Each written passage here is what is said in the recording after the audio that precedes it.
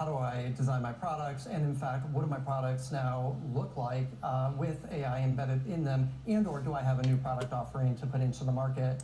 I mean, it's with all of the risks around this investment and this opportunity, there is this huge growth opportunity in the market ahead of us. What do they think in terms of what it means for their workforce? Are they going to continue to hire? Do they think they'll have smaller workforces a few years down the road as a result of AI?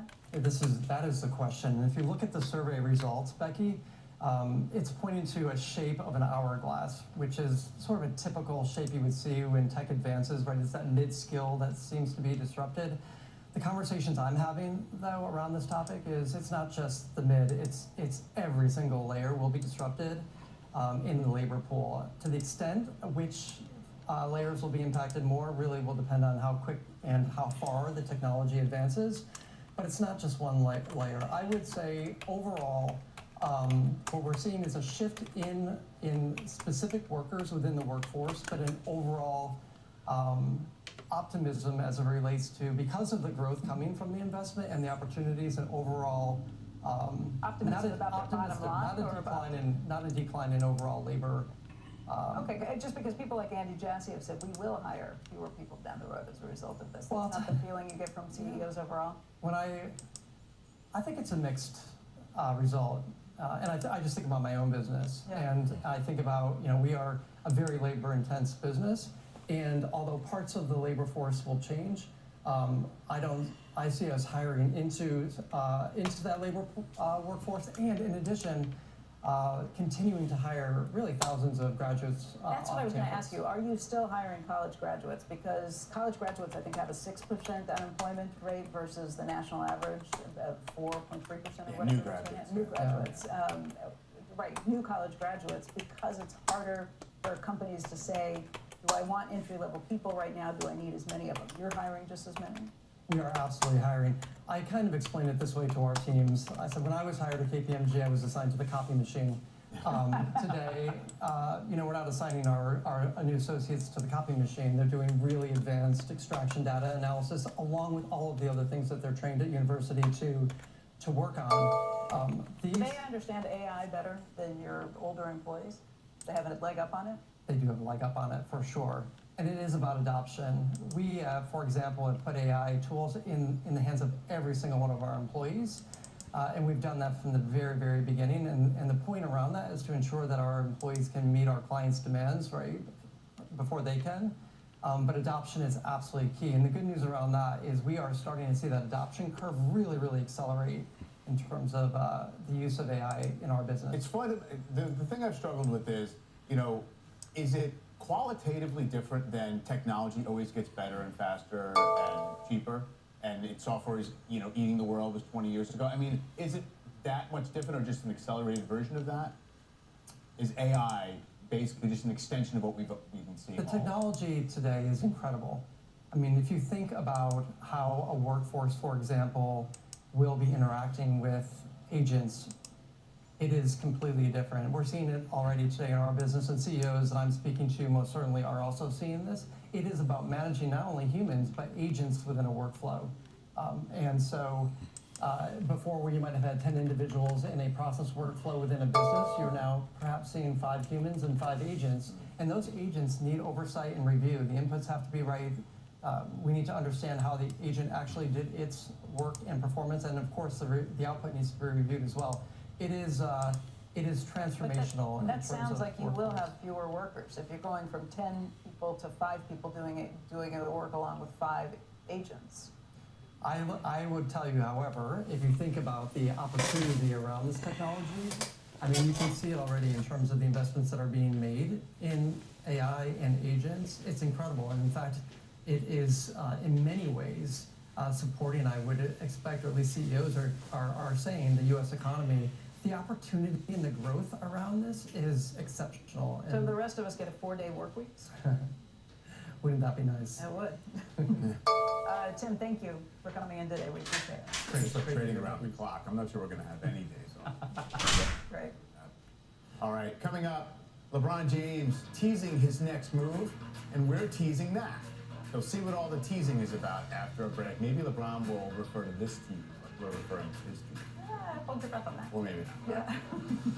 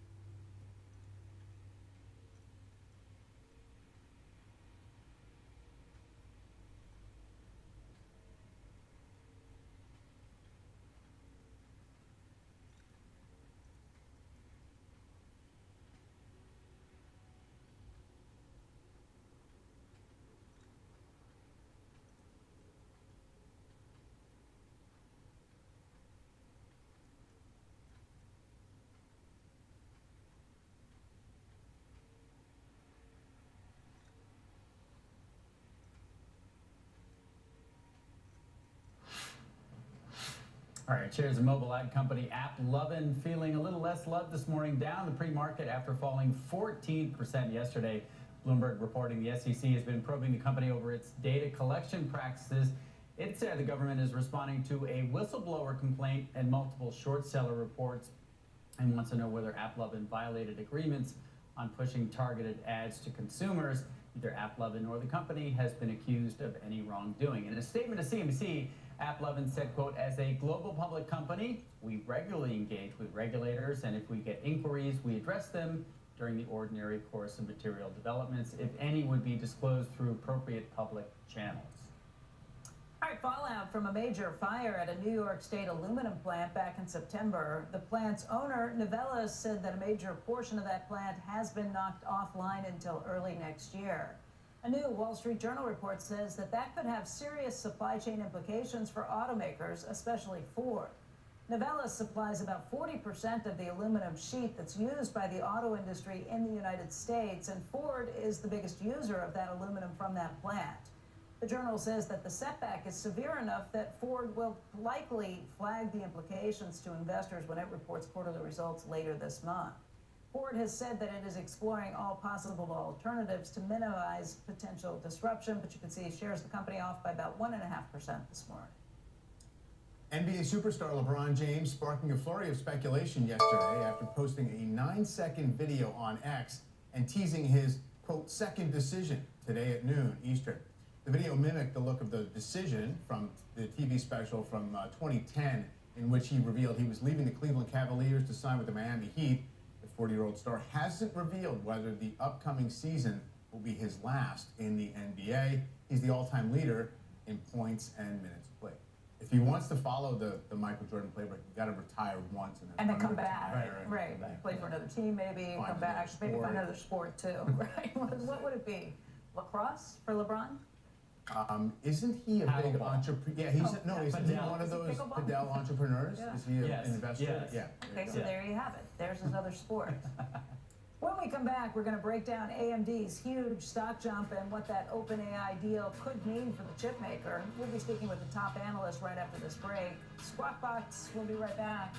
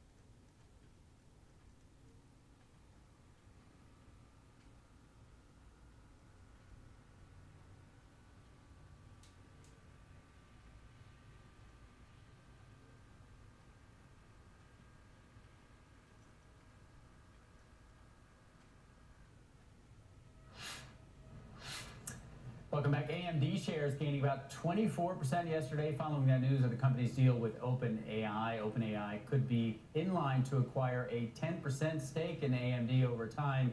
Joining us now, Vivek Arya, Bank of America senior semiconductor analyst. He's bullish on this deal and just raised his price target for AMD to $250 from $200. Vivek, thanks so much for joining us. So, what do you make of this deal, and especially what do you make of the concerns that this sort of increases the circularity between OpenAI and all of its vendors and the relationships between all these companies kind of financing each other? Sure, good morning. I think before we talk about the suppliers, it's important to understand that OpenAI is eating computing power like Pac-Man. They have 800 million weekly active users, probably getting to 1 billion users by the end of the year. And this is within 3 years of them forming. It took Facebook 8 years to get to 1 billion users. And every one of the users that OpenAI has on their network is consuming tremendous amount of tokens and computing capacity. So the company has to build out a lot of infrastructure, which it is doing with the help of cloud service providers. And for that, it needs to partner with these leading semiconductor companies. Today, NVIDIA is the incumbent. OpenAI has signed deals with Broadcom, and now it has signed this deal with AMD. But it's also important to realize, second point, that OpenAI is going to be one of the many ecosystems that develops in this AI industry, right? There's going to be an ecosystem developed around Meta or Amazon or Google, right? The many different neoclouds that are forming. So this is going to be a broad, diversified industry with chip makers participating, which is why we are not as worried about the circularity of this, because if you look at the total of the deals that OpenAI has signed with NVIDIA and AMD, they will probably end up being less than 5 or 10% of the overall deployment. So no, we are incredibly bullish about this build out, and I think companies like NVIDIA, Broadcom, AMD, and others are very well positioned to take advantage of it. Yeah, the strategy, to your point, does appear to be as much a land grab as it is about a financial decision. And your point about Meta and the other ecosystems and the other companies competing in AI, do you think OpenAI has, with all these deals, really made it harder for these other companies to get compute and to get the gigabytes they're going to need for all the power and all the compute power? Sure.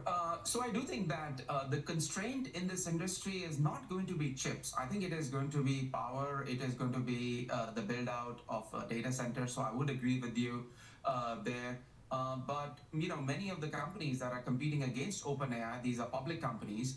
If you look at their capex today, it is still only 70 to 80% of their operating cash flows.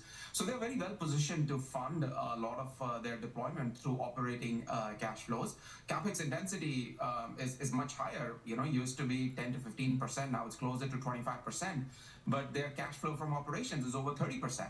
So they're well able to fund this. OpenAI does have to go and look at private sources to fund its build out. But what we find very exciting and fascinating about what's going on in the industry is that OpenAI is the most disruptive of these entities. So as OpenAI goes and disrupts or has the potential to disrupt business models, whether it's in social or search or e-commerce or shopping or other areas, I think that really motivates, it acts as a force multiplier to make others accelerate their deployments, which, as I mentioned, is incredibly positive for the semiconductor industry. Hey, Vivek, I'm still trying to decide or get my head around these two deals. The deal that OpenAI cut with NVIDIA a few weeks ago versus the deal they just cut with AMD. Which is better, to give away 10% of your company to get to be a partner, or to give away $100 billion to get a stake in OpenAI? And was the deal for NVIDIA only available to NVIDIA because they're the dominant player right now? Sure. Becky, I think if I look at what OpenAI has said publicly, it is their intention to deploy over 200 gigawatts, actually more like 250 gigawatts of computing power by 2033. If you look at the total of the deals with NVIDIA and AMD, it's 10 plus 6, it's only 16. So it's like 6% of what they have announced. So my point is that I think this is just the tip of the iceberg. If OpenAI is able to execute on its ambitions, there are going to be significantly greater demands for computing in its network. So that's why we think that which is a better deal for NVIDIA or AMD shareholders? Would you rather be a shareholder of one or the other based on those deals? Yeah, NVIDIA has a much stronger balance sheet. They're generating 100 billion plus a year in cash flow. So they can go about structuring these deals in a very different way. Whereas for AMD, a lot of their balance sheet has gone into making prior acquisitions. I mean, they do generate cash, but their balance sheet has gone into making acquisitions, and now it is in investing in their own infrastructure. So I think it's a difference between where these two companies are coming from with respect to their balance sheets also. And just one last question. When Lisa Su took over this company back in 2014, its market cap was $3 billion. Now it's over $330 billion. A lot of that was because she bet on inference, that instead of using chips that train the models, that they're really using inference to train specific tasks. Do you think that there will be, or is there a risk of yet another disruption in the types of chips or the types of training that are popular in AI? Or do you think it's going to be inference from now on, and there's little threat to the technology bet that AMD has made here? Absolutely, and I think we have to give her tremendous credit. You know, when she joined, to your point, the stock was less than $2 a share. Now it is over $200 a share, right? So remarkable progress under her leadership. When it comes to training versus inference, I don't think one can do training very well if you're not good at inference. Almost all of OpenAI's training and inference is done on NVIDIA chips. So you have to be good in both. But it is true that over time, inference is going to be a bigger part of the workload. So I think you have to be good in both. AMD's traditional role has been to be much bigger in inference. I still think they are going to be much bigger in inference, but you have to also show that you can do training very well. So I think they will find opportunities. But today, NVIDIA has the majority of the large language model training market. Thanks so much for your time. We appreciate it. Good to see you. Thank you. It is 7 a.m. on the East Coast, and you're watching Squawk Box right here on CNBC. I'm Becky Quick, along with Mike Santoli and Robert Frank. Joe and Andrew are on assignment today. Among our top stories this morning, the government shutdown reaching day 7. President Trump signaling progress with Democrats yesterday before seeming to walk that back on Truth Social. We'll take you live to Washington, D.C. in just a few minutes. And we've got an interview with Transportation Secretary Sean Duffy coming up in the next hour about potential air traffic controller shortages. New York Stock Exchange owner Intercontinental Exchange is in talks to invest $2 billion in Polymarket. That's according to a Wall Street Journal report that says the deal could value the crypto-based prediction market at between $8 and $10 billion. And we're watching shares of IBM rising sharply after the company announced a partnership to integrate Anthropic's large language models into some of its software offerings. That stock this morning up by about 4.5%. And Mike, you said it's worth how much to the Dow? It was almost 100 points. That was when it was up about $15, so just a little bit less than that. Call it 85 points. It's done well for the year, up more than 30% for the year. Interesting. Taking a look at futures this morning, kind of a mixed picture. Let's get to Dom Chu with a look at this morning's pre-market movers. Good morning, Dom. Good morning, Robert. Good morning, Mike. Good morning, Becky. We're going to start things off with shares of Trilogy Metals, a name we don't often talk about. But those shares are skyrocketing to the tune of 232% after the White House announced it was going to take a 10% stake in the Canadian company. Now, the partnership is part of a U.S. push to unlock U.S. and domestic and North American supplies of copper and other critical materials in Alaska and amongst other places. Shares of Trilogy Metals are up about 400% so far this year-to-date period, but keep an eye on this one stock with regard to our natural resource trade. Moving on to shares of AMD, you guys were just talking about it. Those are climbing just about 3.5% after yesterday's 25% pop. AMD, of course, and OpenAI announced that big deal that could give OpenAI up to 10% stake in the chip maker. The maker of ChatGPT said the deal was worth billions of dollars. It is a sign that OpenAI does not want to be as dependent on just one supplier like an NVIDIA. Shares of AMD are up just about 75% so far this year-to-date period. And we'll finish off with shares of Constellation Brands, the beer maker, climbing about 3.5% after beating its second quarter earnings expectations. Revenue came in at about $2.48 billion versus the estimated $2.46 billion. Constellation also reported earnings per share that exceeded expectations. The company reiterated its lowered full-year guidance due to macroeconomic headwinds. Those shares are climbing, but are now still down about 35% so far this year-to-date period. So keep an eye on some of those earnings movers, and of course the deal-making that continues to go on. Robert, I'll send things back over to you. Yeah, had a good merger Monday this week. Dom, thanks so much. All right, now to the back and forth in the Senate to try to end the government shutdown. Emily Wilkins joins us now with the latest. Morning, Emily.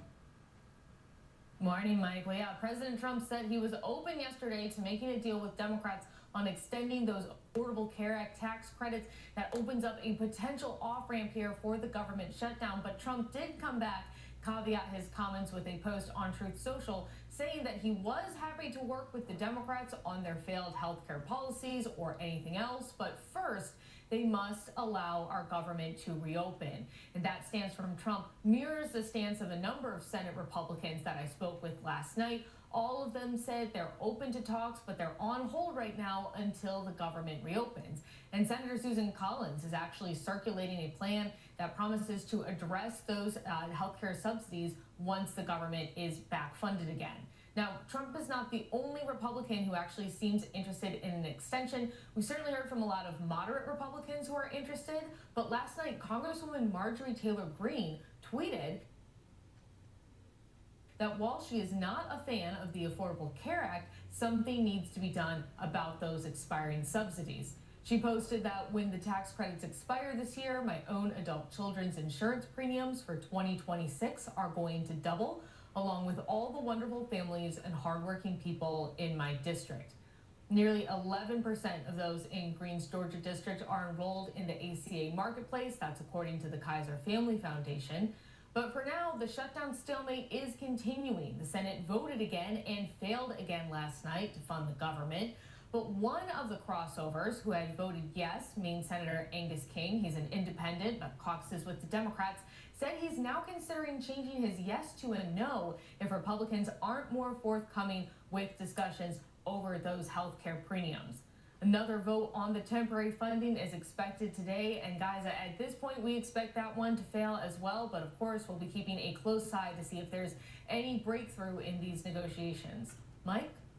Yeah, Emily, so obviously Democrats want some kind of solid assurances that there would be true negotiations on this if the government were to reopen. But isn't there also a tricky thing about the timing where, Democrats feel as if maybe the urgency would pass if the renewal period were to come and people wouldn't necessarily see the likely increase in premiums? It just feels as if everyone is kind of pushing for a particular tactical advantage along that front. Mike, it's a really good question, because if you look at sort of when these marketplaces open and the notices go out, it is indeed November 1st. What I've heard from a couple sources who I've talked with, they said, look, even if Congress passes a fix after that, a lot of these companies can kind of go back, redo the price. There is a lot of question about exactly how that would work. But of course, I mean, if you've watched these negotiations take place on Capitol Hill before, it is very difficult to get an agreement done, especially one that would need to be bipartisan, as this one would need to be, the one that already has some pushback from a number of conservatives and Republicans on Capitol Hill. So it would take time to get an agreement done. But Democrats, I think at the end of the day, they know that the tax credits expire at the end of the year. There might be impacts that are felt before then, but the end of the year is truly the actual deadline to extend these. And I think that's what lawmakers know they need to work for. All right, Emily, thank you.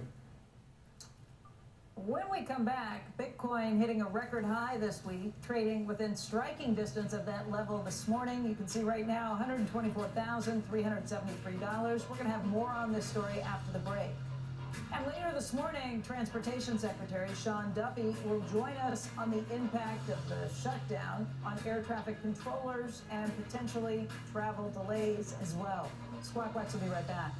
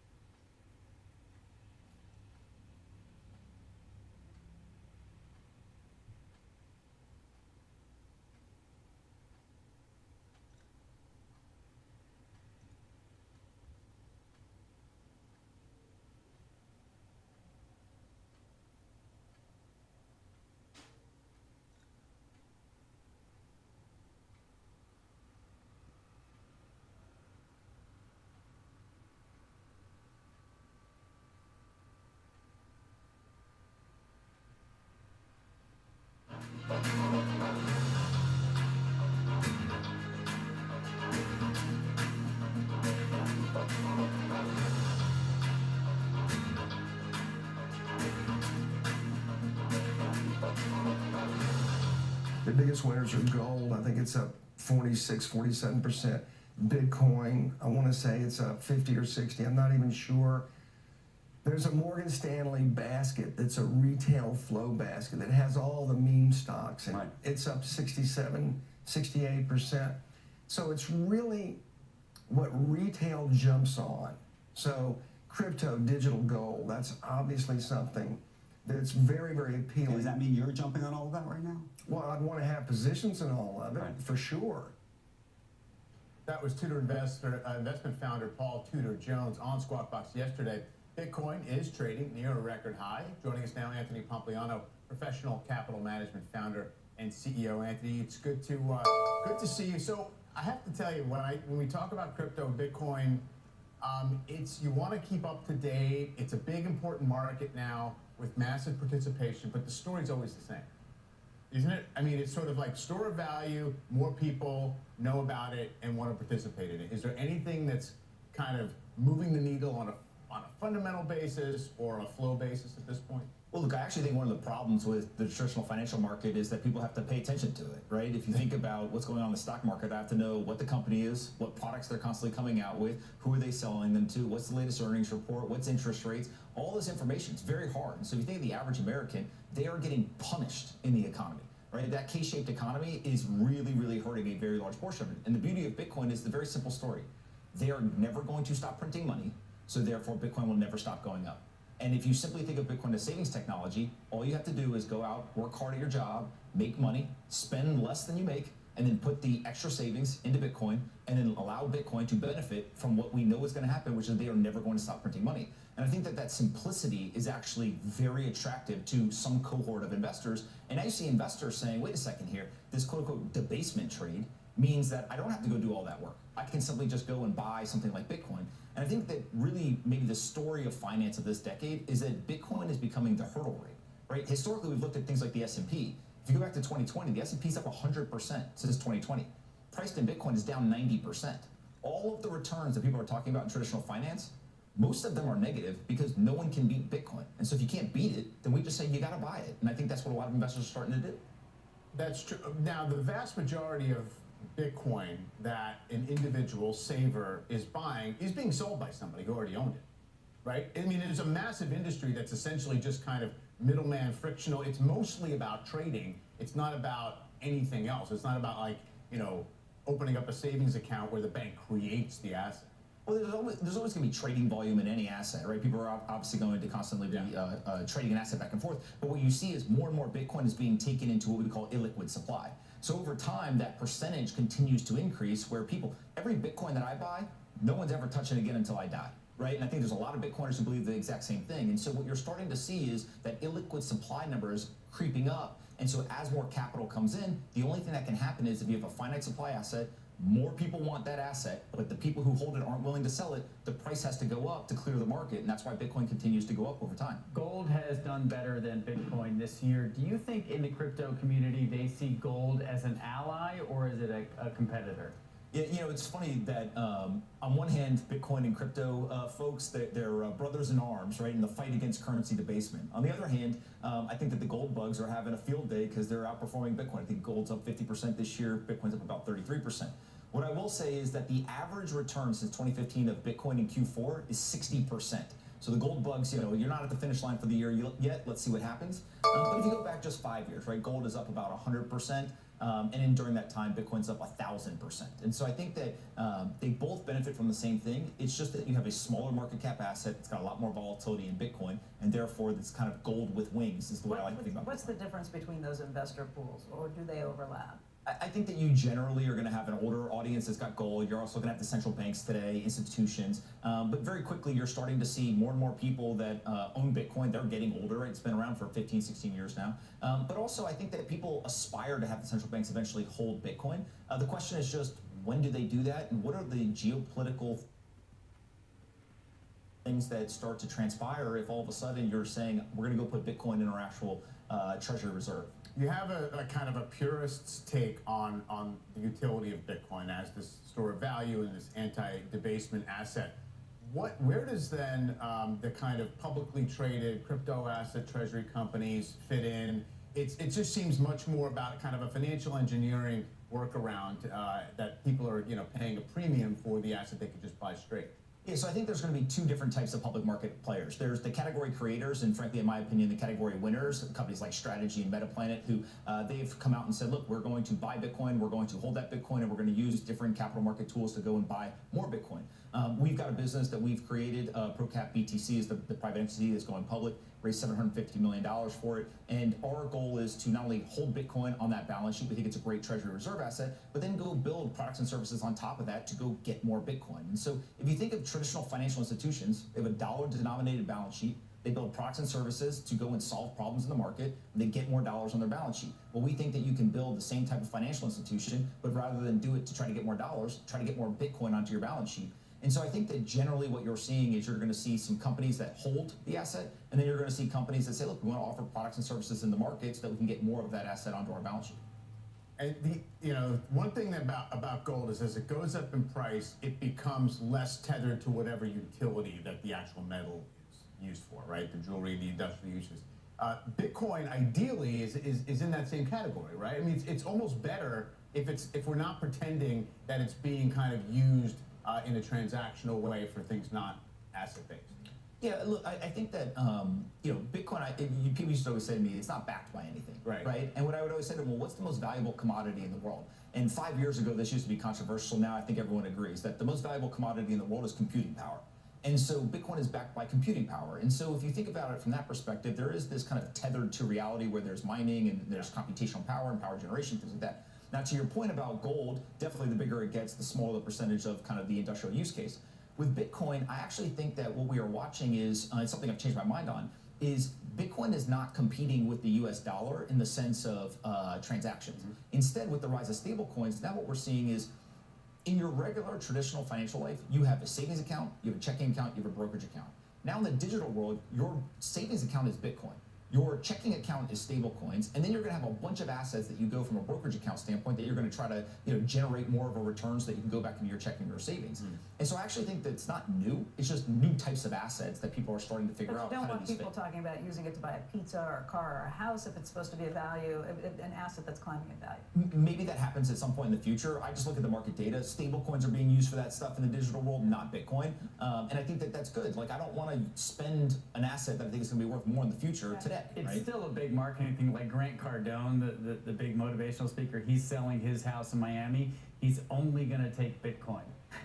and you just wonder, okay, A, he got pressed for it, which is what he wanted, but also, do you think, knowing the Bitcoin community, that anyone is going to trade, I don't know, I think it's $30 million or something like that in Bitcoin right now, given the price that we've seen for a house? Maybe he doesn't want to move. I thought, I may be wrong on this, but I think he sold it in a week.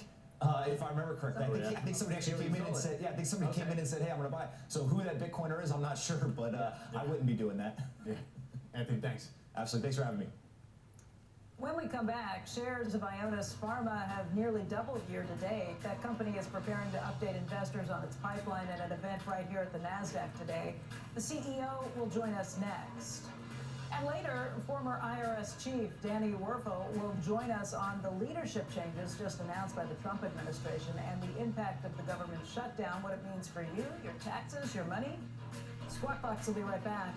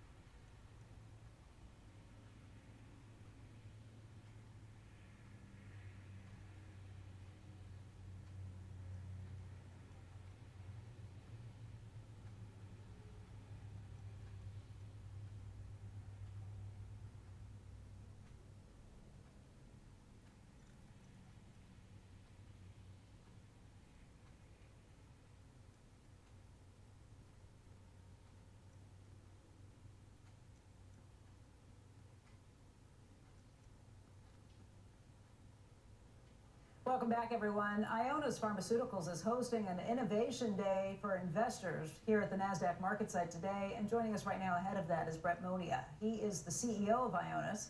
The company was founded over 35 years ago. It pioneered the field of RNA therapeutics. And Brett, thanks a lot for coming in. It's great to be here, Becky. Thank you for the invitation. Why don't you describe RNA therapeutics, what it does, because some people think of it in terms of vaccines. What have you been doing with it? What are you doing right now? Sure. So what we're doing at Ionis, and as you said, we pioneered the field of RNA-targeted therapeutics, is very different than RNA-based vaccines, which we've heard so much about over the last few years. You're familiar with the central dogma of biology, go back to high school biology, if you will, when we have the genetic material that's in DNA, and that encodes for proteins that oftentimes, if they're defective, can cause human diseases, the whole host of different types of human diseases. But there's an intermediary in between called RNA. It takes the information from DNA and it translates it into protein. Traditional drug approaches target the proteins, and they're very inefficient at doing that. What we pioneered is the ability to target the RNA, the intermediary, prevent the protein from ever being made. We do this with exquisite precision, right? So very safely we do this. And that results in us in us be able to block the production of the toxic protein from ever being made. And we have validated this approach over and over again with multiple FDA-approved medicines today, with more coming in the future. So in fact, what we do is we shoot the messenger, if you will. We prevent that messenger from ever translating into the toxic protein. And they're ASOs, antisense oligonucleotide therapies. Yeah. They're complicated. They've gotten much better and much more targeted over the years. Let's talk about what you're doing right now, because you took over this company 5 years ago. When you did, you changed the way the company was running things. You've been partnering with other companies up to that point. You had been selling off some of the drugs that you produced. Your new model to Wall Street is that you're going to produce these things in-house and run with them yourself. What are the drugs you're working with right now? Yeah, that's it's a mouthful, oligonucleotides, but they're antisense drugs, and it's like I said, it's a breakthrough for people in need for terrible diseases. You know, what we have been known for historically, for decades actually, is outstanding scientists, researchers that deliver great groundbreaking medicines. But historically, what we have done is to partner our medicines in early development and to commercialize our drugs directly to patients with pharma partners, right? When I moved into the CEO role, which, by the way, I started Ionis, I was one of the founding scientists at Ionis 36 years ago, so I've seen it all. When I moved into the CEO role in 2020, I recognized the need for us to no longer rely on pharma partners, but to control our own destiny. Why? Because we know nobody knows our drugs as well as we know them. Nobody moves with the sense of urgency when patients are waiting for treatments as we do at Ionis. And we needed to continue to retain more value for the program so that we can reinvest the value we get from bringing products to market ourselves into research, into science, into development, into our commercial launches. And that has really resonated well with the investor. It's higher reward, it's also higher risk if you have drugs that don't succeed. What are the drugs you're focused on right now? I think you have two that you've gotten some pretty decent approvals for just over the last month or two. Yes. So there are two drugs that we recently got approval for, both for severe rare disease indications. The first one is for super high levels of triglycerides. Individuals that have super high levels of triglycerides that they can't break down fat. They can't break down fat in their blood, and it's analogous to cholesterol, which all of us are familiar with. And if you have high cholesterol levels, you'll take a statin or another drug to lower the cholesterol levels. This treatment, it's called olezarsen, and it's effective in reducing levels of triglycerides, which also cause cardiovascular disease, can cause diabetes, but most importantly, when you have super high levels of triglycerides, you're at very high risk for a pancreas attack, which can cause pancreatic failure. It's called acute pancreatitis.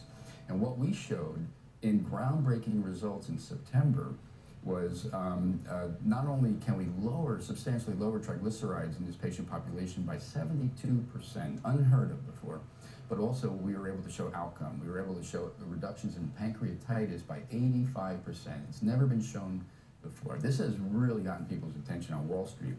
That drug is not approved yet for that indication, but we recently got approval late last year for this same drug for a genetic cause of super high triglycerides, and that's called FCS, familial chylomicronemia syndrome. So it's already on the market for rare, and we're expecting it to be on the market next year for a highly prevalent disease that affects millions of people in the United States, also associated with super high levels of triglyceride. I should disclose my daughter has a rare genetic disease. You all are working on a drug that's in the pipeline. I don't know where it stands right now, but you're working on a drug that would help her and others like her. But there are risks that come with going after rare diseases. First of all, not a huge marketable population that you can put this to. How do you make the money on these things? Why does it make sense for investors? Yeah, so you know, I believe that the work we've done in rare neurological diseases is second to none.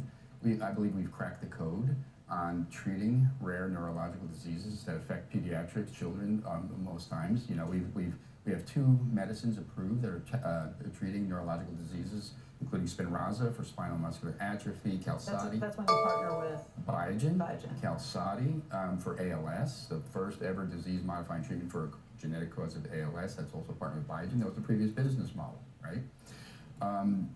We believe that we have the approach to be able to tackle more and more neurological diseases, and they're coming. It is in our DNA to deliver medicines that can have a life-changing impact on patients' lives if we think we can do so. And that's regardless of prevalence, right? For the severe hypertriglyceridemia or super high levels of triglycerides I mentioned before, that's millions of people in the United States, or many very well do. We're developing drugs for a few hundred patients, like our Alexander disease program, which we announced very strong data for a rare pediatric neurological disease. In September, we announced those results. And, you know, I don't know, we'll make money or we won't make money, but we're going to help patients. I mean, that's the question for investors, though. They're in this to try and make money. Yeah. Is there a way to do that when these are such small populations? Do you have to charge an awful lot for these drugs, or do you have a platform that can pull them out? Well, first let me say that for rare diseases, it's typically, the actual prevalence is usually really not well known. Prevalence really gets better defined, more accuracy when a medicine comes available, right? Because then diagnosis rates go up, more accurate diagnosis rates go up, and usually the prevalence does go up there. And we'll help to find patients and diagnose patients, you know, as these medicines come forward. But, you know, obviously the work we're doing with Ionis is resonating well with the investor community. Yeah. I mean, whether we're working on rare genetic diseases or highly prevalent diseases like super high levels of triglycerides, they've really gathered and gotten behind Ionis, not just because of the remarkable progress we're making across our pipeline, with 4 FDA-approved medicines in the last 2 years, 3 more expected next year, but also the new business model, Becky. The new business model is really resonating with investors that we're going to retain value. We're going to keep the drugs ourselves, and we're going to control our own destiny. Brett, thank you for coming in. Ionis shares are up about 85% this year. We look forward to the update, and we appreciate your time. Thank you, Becky. News alert for you folks. It is official. The Intercontinental Exchange announcing a strategic investment in Polymarket. As part of that deal, Intercontinental Exchange will invest up to $2 billion in the prediction market platform. The exchange will also become a global distributor of Polymarket's data. Coming up at 8:40 a.m. Eastern Time, we will bring you an exclusive interview with Intercontinental's Exchange CEO Jeffrey Sprecher and Polymarket CEO Shane Copland. So some big news this morning, and we will have guests joining us later this morning. All right. Well, coming up, Carlisle out with a new report on economic indicators as we look to get a better view of the U.S. economy during the government shutdown. That is straight ahead.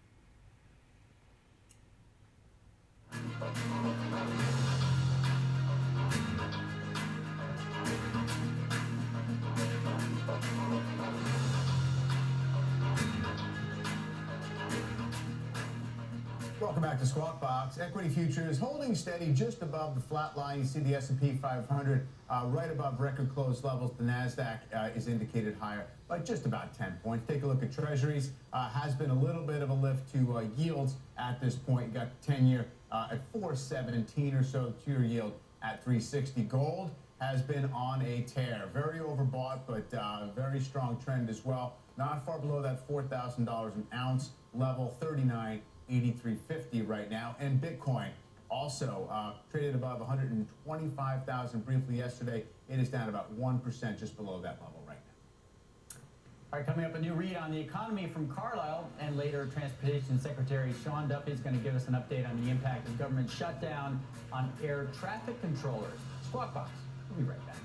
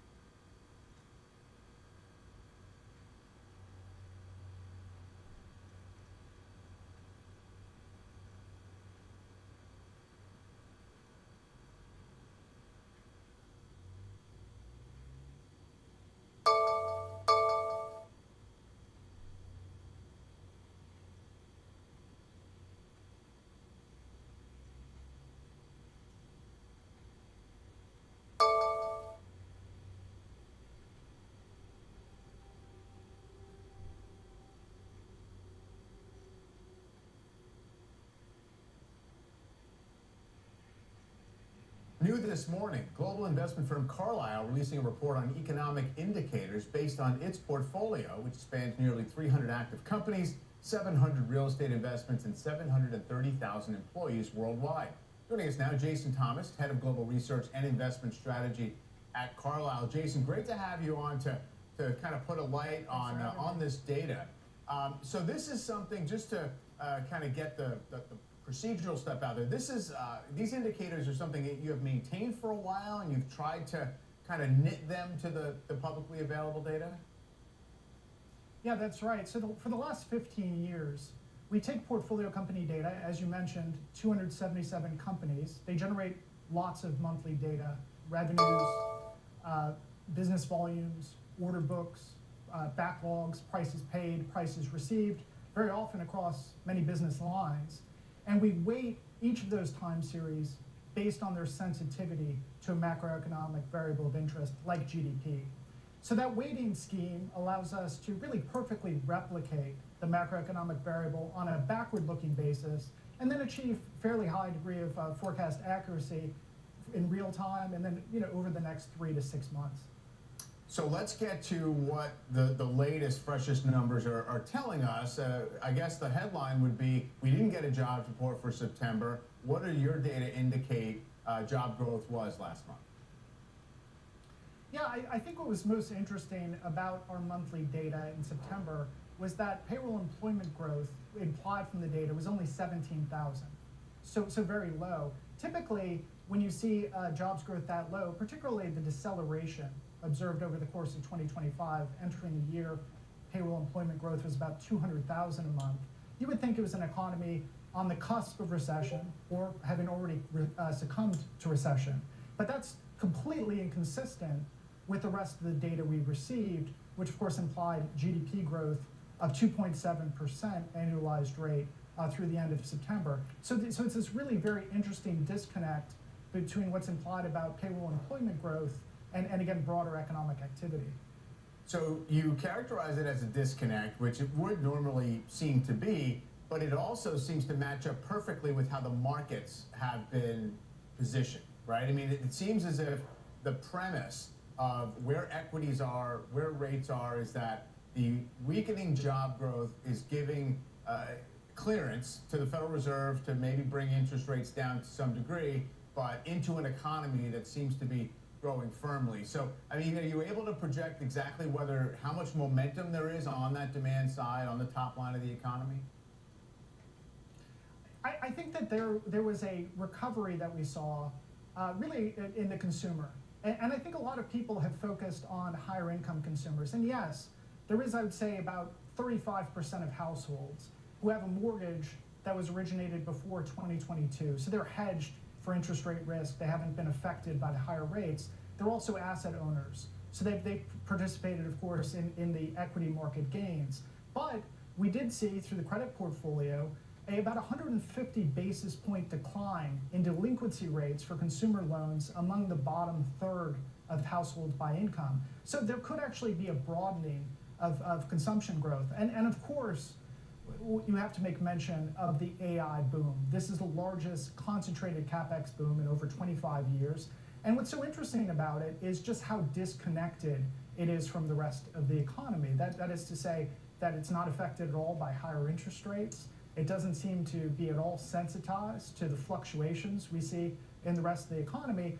And people talk about dependence on this AI CapEx. I don't see it quite that way. In fact, in Q3, it looks like AI made a smaller relative contribution to overall GDP growth, even as the absolute contribution continues to grow. It looks like about 70 basis points to GDP growth annualized in Q3. So, Jason, when you look at corporate investment and corporate spending, there was the expectation that the big beautiful bill, which provided for bonus depreciation, immediate write-off, 100% of the value of capital expenditures. Do you see any impact from that so far in your companies beyond AI? Again, I think that there's so much enthusiasm right now for AI. When you look at the construction sector, things look fairly bleak, except for, of course, data centers. There's no shortage of those being constructed today. So this, again, it's a theme when you talk to management teams. It's, of course, thinking about AI, the pressures to use it, the fears of falling behind competitors. So there's also, I think, signs of growing downstream revenues associated with AI use, which, of course, we should hope for, given the scale of capital spending and the need for all that capital spending to earn adequate returns going forward. Yeah, all interesting, Jason. Really appreciate you surfacing those numbers for us. Well, we're public spiritedness is our credo here. All right, so we'll get it every month, I guess, then, right? Appreciate it. All right, when we come back, China's economy getting an upgrade overnight. We've got the details right after this break. And we continue to monitor shares of IBM, which continue to rise after the company announced a partnership to integrate Anthropic's large language models into some of its software. That stock right now up by about 4.6%. Dow component. It is helping the Dow this morning. Squawk Box. We'll be right back.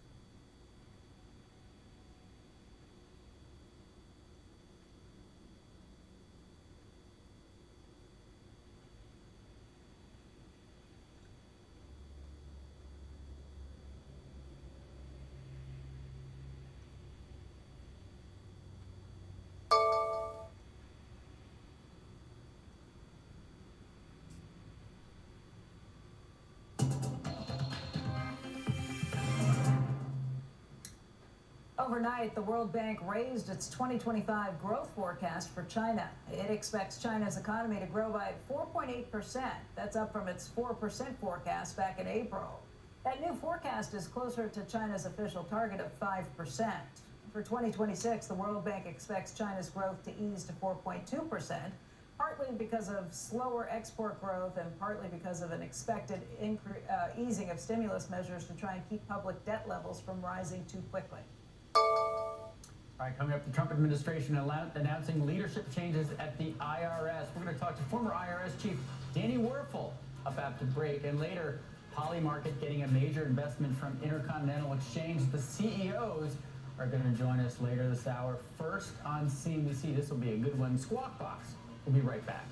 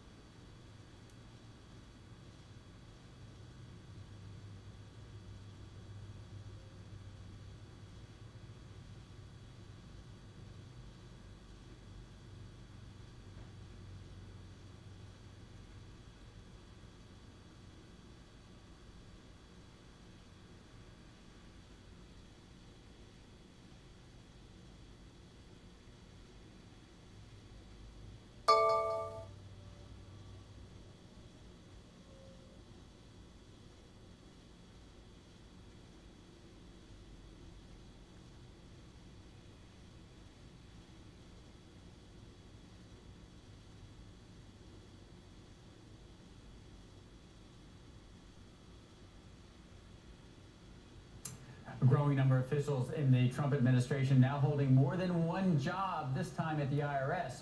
Treasury Secretary Scott Bessent will remain at the helm after serving as the IRS commissioner on a temporary basis, so he's going to stay there as IRS commissioner. Meantime, Social Security Administration Commissioner Frank Bisignano, he's also going to serve as a newly created role of CIO to the IRS. He's going to report to Bessent, so they don't really have a commissioner beyond Bessent who also will do lots of things, including being Treasury Secretary, managing all the trade talks, everything else. Joining us to discuss the implications for the agency, taxpayers, tax collection, all of it, Danny Werfel, the former IRS commissioner in the Biden administration. He's now an executive in residence at Johns Hopkins University School of Government and Policy. Danny, it's great to see you again. So why do you think they structured this job this way? Why not create a new commissioner or appoint one? Well, I think right now it's crunch time at the IRS. They have to get ready for filing season, which is coming up in January. And in the first 10 months of this administration, they've had 6 different leaders. There's no established deputy commissioner running the day-to-day operations. And that's a lot of volatility at the top of a very complex process and organization.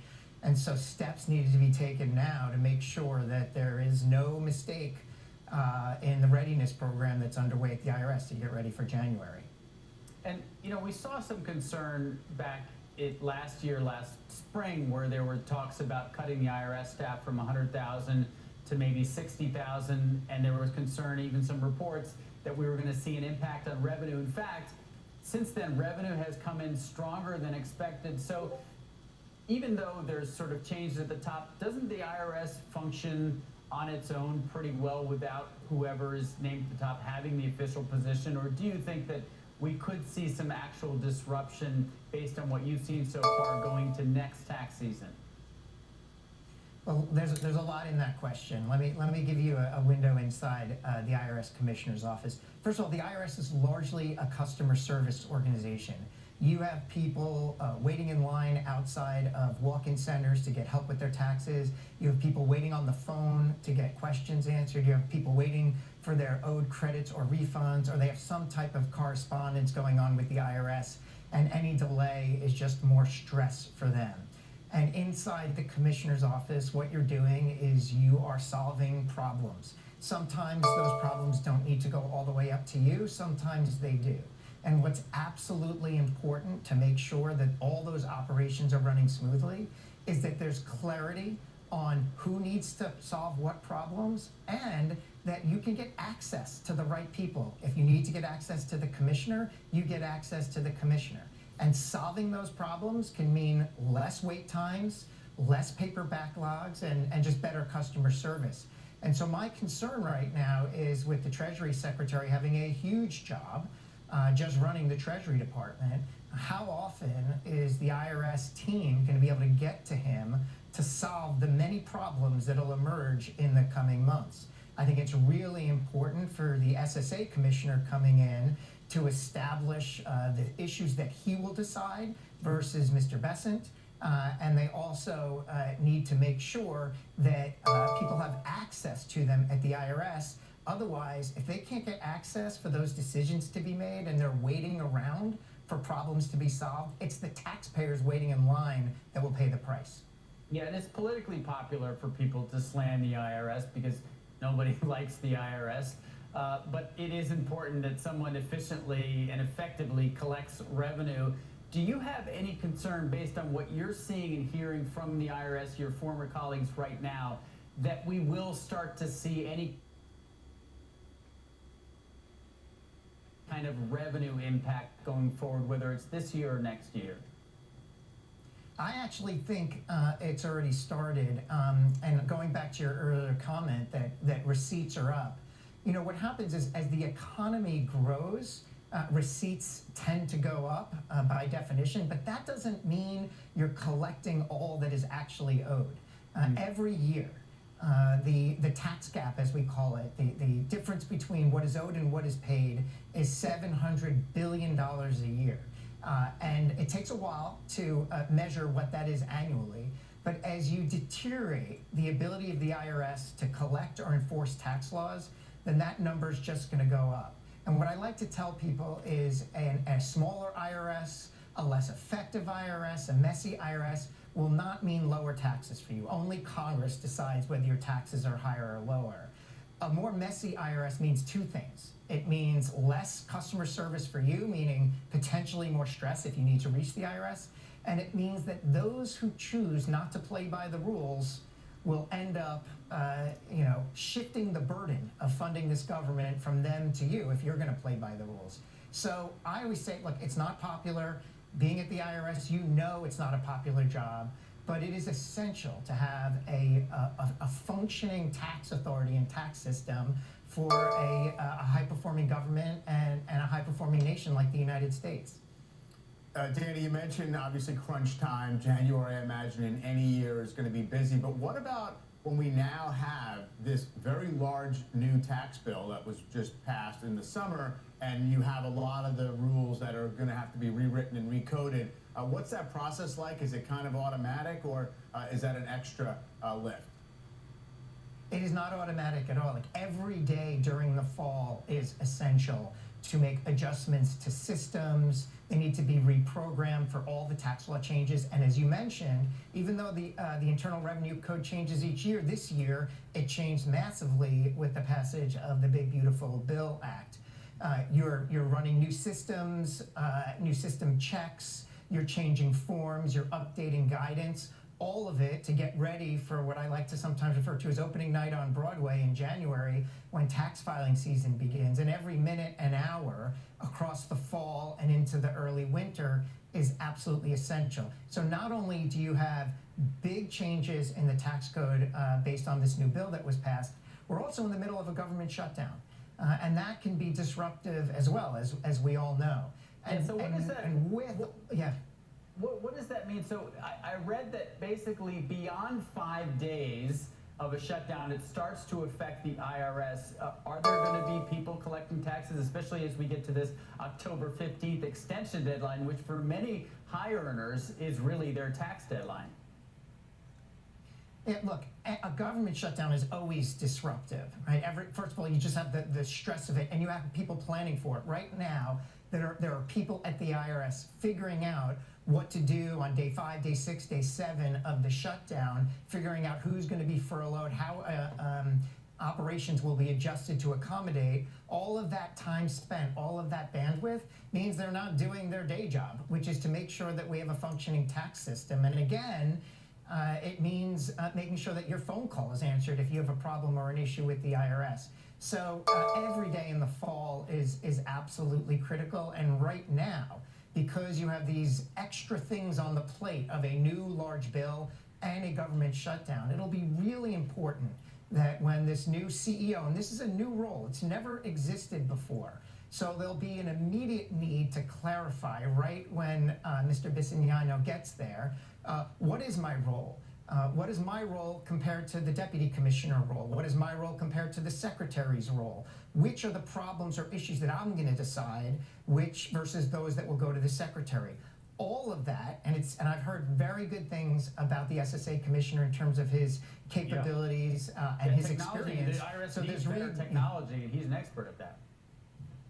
Yeah, I mean, there's reason for optimism with someone of his credentials coming in to help run things. I just would urge that soon as he gets there, he clarifies what the process is to reach him, to reach the secretary, so that if there is a problem on the front line, sometimes I refer to the IRS as a train system. Trains break down on the train system. You have people waiting on the platform. Sometimes it requires a commissioner level decision to get that train running again, and you don't want people waiting around wondering, who do I bring this problem to? And that'll be an important thing to clarify early on.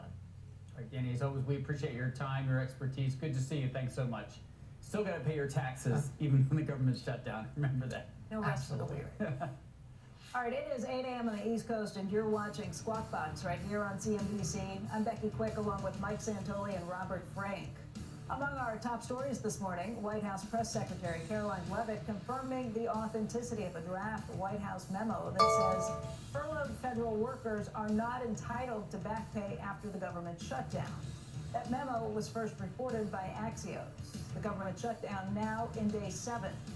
The Senate rejecting dueling measures yesterday. Meantime, the FAA reporting staffing issues are causing delays at several airports around the country.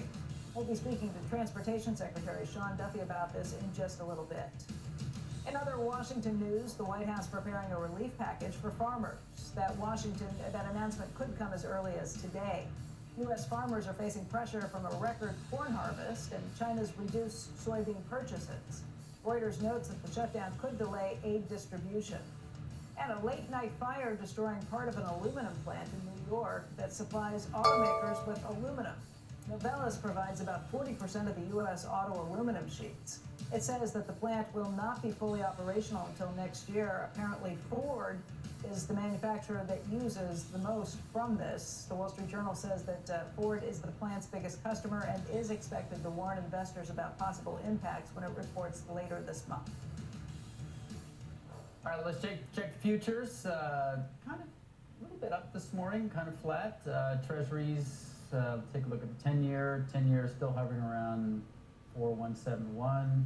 2-year at 3.6. Let's get to Don Chu to take a look at this morning's pre-market movers. Don. All right, good morning, Robert. Good morning, Mike. Good morning, Becky. We're going to start things off with shares of AMD continuing to climb this morning, just to the tune of about maybe 4% after yesterday's 24% pop. Now, AMD and OpenAI announced that big deal that could give OpenAI a 10% stake in the chip maker. It's a sign that OpenAI doesn't want to be dependent on just one supplier, like, say, an NVIDIA. Other chip makers like Intel, like NVIDIA, Micron, Broadcom also moving to the upside this morning, so we'll keep an eye on the entire chip complex on the heels of AMD and OpenAI. Moving on to shares of Tesla, just slipping by about 0.5% or so, despite reports that the EV maker will unveil a cheaper version of its Model Y later on today. Those reports say that the more affordable model is a bid to reverse some of those declining sales trends it's seen. The stock was climbing yesterday after Tesla posted a teaser video on X that ended just with the date 10/7 today, so those shares are up about 11% so far this year.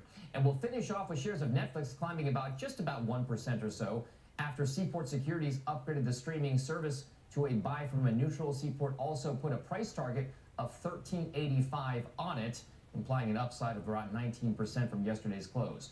The analysts there are citing things like positive momentum for its ad-driven monetization strategies, also leadership in driving viewer engagement. Those shares are up about 31% so far this year. Now, for more on that and other top analyst calls of the day, just head over to cnbc.com/pro, where subscribers get all the context and detail around some of those notable upgrades and downgrades. Robert, I'll send things back over to you guys. All right, Don, thank you. Sure.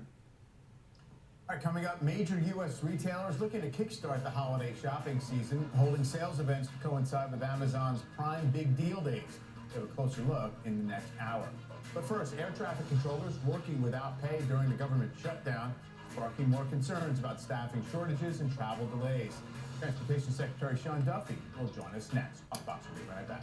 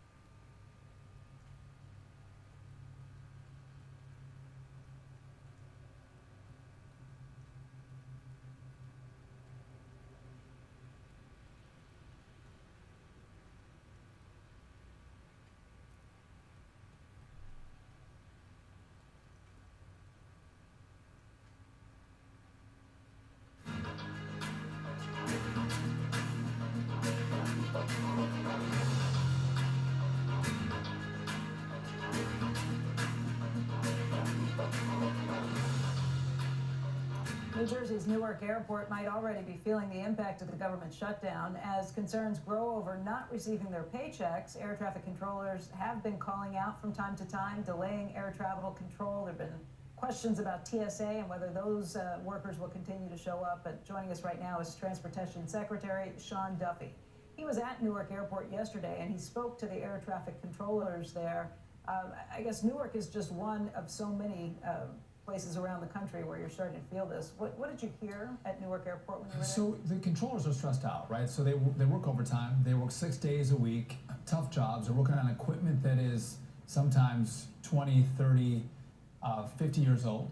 And so they're concerned, they're family people, right? They've got houses, mortgages, car payments, they have to put food on the table. They're concerned they may not get a paycheck, right? They'll eventually be paid, but the shutdown is forcing them to work without the guarantee that their paychecks come in a timely manner. So they're There's stressed. a question about that now. We were just confirming from the White House that this memo that was leaked earlier about whether or not they'll actually be paid is true. I think there are considerations at the White House to say if you are furloughed, you will not eventually receive back pay like has been processed in the past. So, but if you're furloughed and you don't come to work, you don't get paid. But those who do come to work that are critical safety positions, I think they will get paid for the services that they provided to the country. So they will get paid. But a lot of them are saying we might have to think about working 6 days a week and then going to drive Uber so we can get some dollars into our coffers to make sure we can put food on the table. What kind of pressure can you bring to try and clear things up more quickly? I mean, you're seeing on the front lines the pain that this causes. So listen, it's my job to tell the controllers to show up for work. That is your job. You're eventually going to be paid. However, I have to advocate for them as well to say, listen, this is the reality of America. They are under pressure. They provide great services to us. And by the way, when your plane's delayed or you're canceled, they're the ones that are making sure that you don't fly when it's not safe. They're the ones that make sure we get to where we're going. And so I'm going to advocate for them. Again, let's open up the government. There's the conversations and the fights that are happening are about issues allegedly that are going to come to fruition at the end of the year. Open up the government, take the months to have a conversation and negotiate, but let's not use this as leverage with hardworking Americans that keep our sky safe for political benefit. Are issues popping up in terms of staffing shortages at various places that you've seen during the shutdown?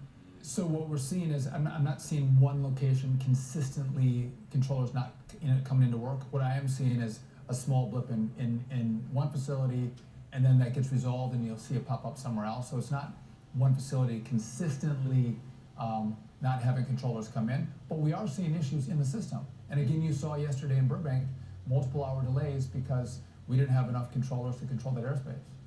Do you think it's a union action? You think this is just frustrated employees or people who are actually sick? No, so the union was with me yesterday. Yeah, they've advocated listen, not to. It's the union's job to make the case for their union members.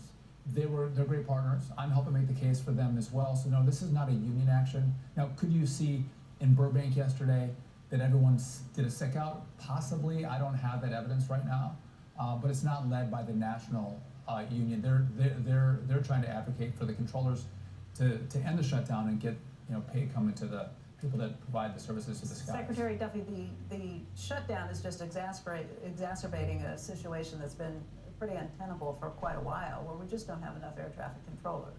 So we're over 2,000 short right now. We don't have enough controllers, so a lot of our controllers work overtime. But what I've done is I've supercharged people coming into the business. Right, they make good money, 180 at the first end. At the back end, in some areas like New York, you can make up to $400,000 a year with overtime. And so we've increased the throughput of the academy by 20%. We've decreased the time frame in which it takes to get a young person that wants to be a controller actually into the academy. It was taking over 2 years for a young person to apply to the academy, to get into the academy. Well, if you're 23 years old, you're not going to wait around for 2 years to wait for your slot. You're going to go find another job. So we've decreased that time frame, and we're getting the best and the brightest in. So, but it's going to take time. It's going to take time to How long are we talking? We're talking years. And so again, we've in the first phase of this, we're 20% up in controllers. We want to improve that next year.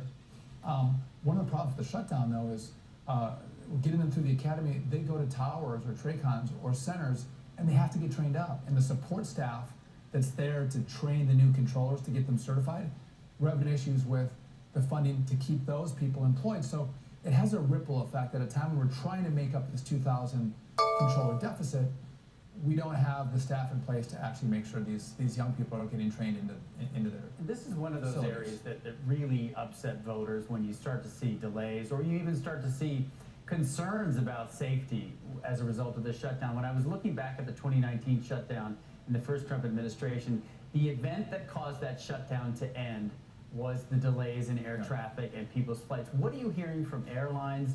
Are you starting to hear any complaints on the passenger side? What do you think it would take for that piece of it to be the catalyst that ends the shutdown? So my phone is the dumping zone for everyone I know to tell me that they're delayed or canceled. Listen, I don't want to see our air travel as a leverage point in this. I do think you need members of Congress to come together and figure out a path forward. And again, sometimes... What are you hearing from airlines right now? What are they telling you? They're navigating, right? So we haven't had significant outages. They can manage these issues. They manage weather, they manage staffing delays with air traffic controllers. They know how to do it, right? And they are doing it, and they make up the difference. But also, which is why airlines and air traffic controllers, we've had 63 different organizations that don't sit together to come and say, we need to revamp our whole air traffic control system. We need $31 billion. I got $12.5 billion. But we need the rest of the money. So I want Congress to actually come. By the way, a lot of partisanship in D.C., not partisanship in regard to this issue. They're going to find us the money. You spoke yesterday about the controllers being distracted by all these pressures that the shutdown is causing. And at least for me, there was a concern there underneath it that perhaps there was a safety issue. Are you worried that maybe you raised a safety issue when you really shouldn't be raising a safety issue, or was that intentional? So it's my job to talk about what they tell me, right? And there's what you want. If they had a fight with their spouse, they have to leave that when they come into the tower. Yeah. But they're being really honest to go, we're concerned. Our paychecks come a week from today. If those paychecks don't show up, how are we going to navigate that as heads of households? And again, they're human beings, right? Yeah. They're just like everybody else. They're working men and women. And so I'm not trying to raise safety flags. I'm not trying to be Chicken Little here. But I am saying, hey, we're seeing issues in the system. Let's resolve it. And again, these are professionals. If there's issues in any of these centers or towers, we slow down traffic, right? Or we'll stop traffic. It's our job first and foremost to make sure you get to where you're going safely. And again, I don't want you delayed. I don't want you canceled, but I want you to get to where you're going to go safely. And that's why you'll see in Burbank, we had a major slowdown because we couldn't do it safely. And that has to be always the key, is making sure people are safely traveling through the air. Sean, we've talked about this before, but why did it get to this position where we were 2,000 air traffic controllers short? That just seems like something somebody should have noticed along the way, something should have been done earlier. So we've been short for over a decade. COVID had an impact. I don't think there was a quick enough response to getting young people into the academy. Listen, these are hard issues. Again, whether it's air traffic controllers or dealing with modernizing our airspace, they're hard issues that I think a lot of people said, I'm willing to pass it off to the next secretary. And we're not going to pass it off. We're going to do our jobs and be honest with the American people and make sure we fix the problems that exist. I'm not gonna pass it off. It's my job to actually lean in and deal with tough problems. You said you were confident you'd get the money that's necessary, so the extra 19 billion you think is coming at what point in the process is that? So I'm hopeful at the end of this year or the start of next year. So so I got the 12.5 billion. We're using copper, not fiber. We have to redo our whole network. We need new radar. But what's key is the software that manages the airspace is kind of like we're running Windows 95 or Windows XP. That's the genre of software we use for air traffic control. We need a new software system. That has to be developed, that has to be debugged, and then that has to be deployed. So that's going to take us time. And the sooner I get the money, the faster we can go. So in the interim, there's new technology that we can lay over the old software and get improvements to the airspace. But more people fly right now, which is great. We have these eVTOLs, the Ubers in the air that are going to come online, that are going to complicate the airspace. We have drones and drone deliveries that are coming online. So the airspace isn't getting less complicated or less used. It's going to become more complicated. So I'm going to need, again, more controllers, and I need better equipment for controllers to control the airspace. Everything you just said sounds like it's a pretty bipartisan approach to how things should be fixed. It seems like a common sense project, a proposal on all of these fronts. Last week, the Trump administration said that it was going to withhold funding for transportation projects in New York City and other areas, other blue cities, because of concerns about how the contracts are being awarded. Is that a partisan fight that slows down much needed transportation spending? So in New York here, you have Second Avenue Subway, you have the Gateway Project, massive tunnel. These are the largest projects in the Western Hemisphere. They're massive. And we have constitutional rules on disadvantaged businesses and how you give that money out. You can't base it on race and sex. You have to base it on the size of a business. Are they truly disadvantaged? And in New York, they'll use race and sex more so than they will the size of the business. And so they've known this for months. I've told everybody that I want them to follow the law. So this is not a surprise. And as we said, we're going to review these projects. That happens through a civil rights division at DOT. Well, they've all been furloughed. So, but to be clear, in the president's budget, he funded those two projects. I know New York may not give him the respect he deserves, but he loves New York. So not only is it with these two projects in his budget, we're working on Penn Station right now. I mean, a massive revamp to rebuild Penn Station, not just the tracks, but the facilities as well. Again, President Trump's leading that because he cares about the city. How long do you think these reviews would take if the government were reopened and if the staff was back in place? I would say 10 days to 2 weeks. We can review the contracts so they can happen pretty So they quickly. could be back up and running? We're not trying to stop the projects in New York or the projects in Chicago, but it is my job to make sure that we're following the law when we give federal taxpayer money to communities. You can't use that for race and sex-based purposes. We truly do it on the size of a business. And by the way, it's a good thing. We want to make sure that small businesses have a shot at competing for these big projects. It's a good policy, but you can't do it based on race and sex. We stopped that a long time ago using racial and sexual preferences. Secretary Duffy, thank you for joining us today. We appreciate your time. Thanks for having me. Appreciate it. All right, up next, major U.S. retailers looking to kickstart the holiday shopping season. We'll talk about the retail landscape after the break. And later, the Intercontinental Exchange announcing a strategic investment in Polymarket. ICE CEO Jeff Sprecher and Polymarket CEO Shane Copeland will join us in just a little bit. As we head to a break, a look at crypto prices this morning. Bitcoin backing off. Just a bit. We'll be right back.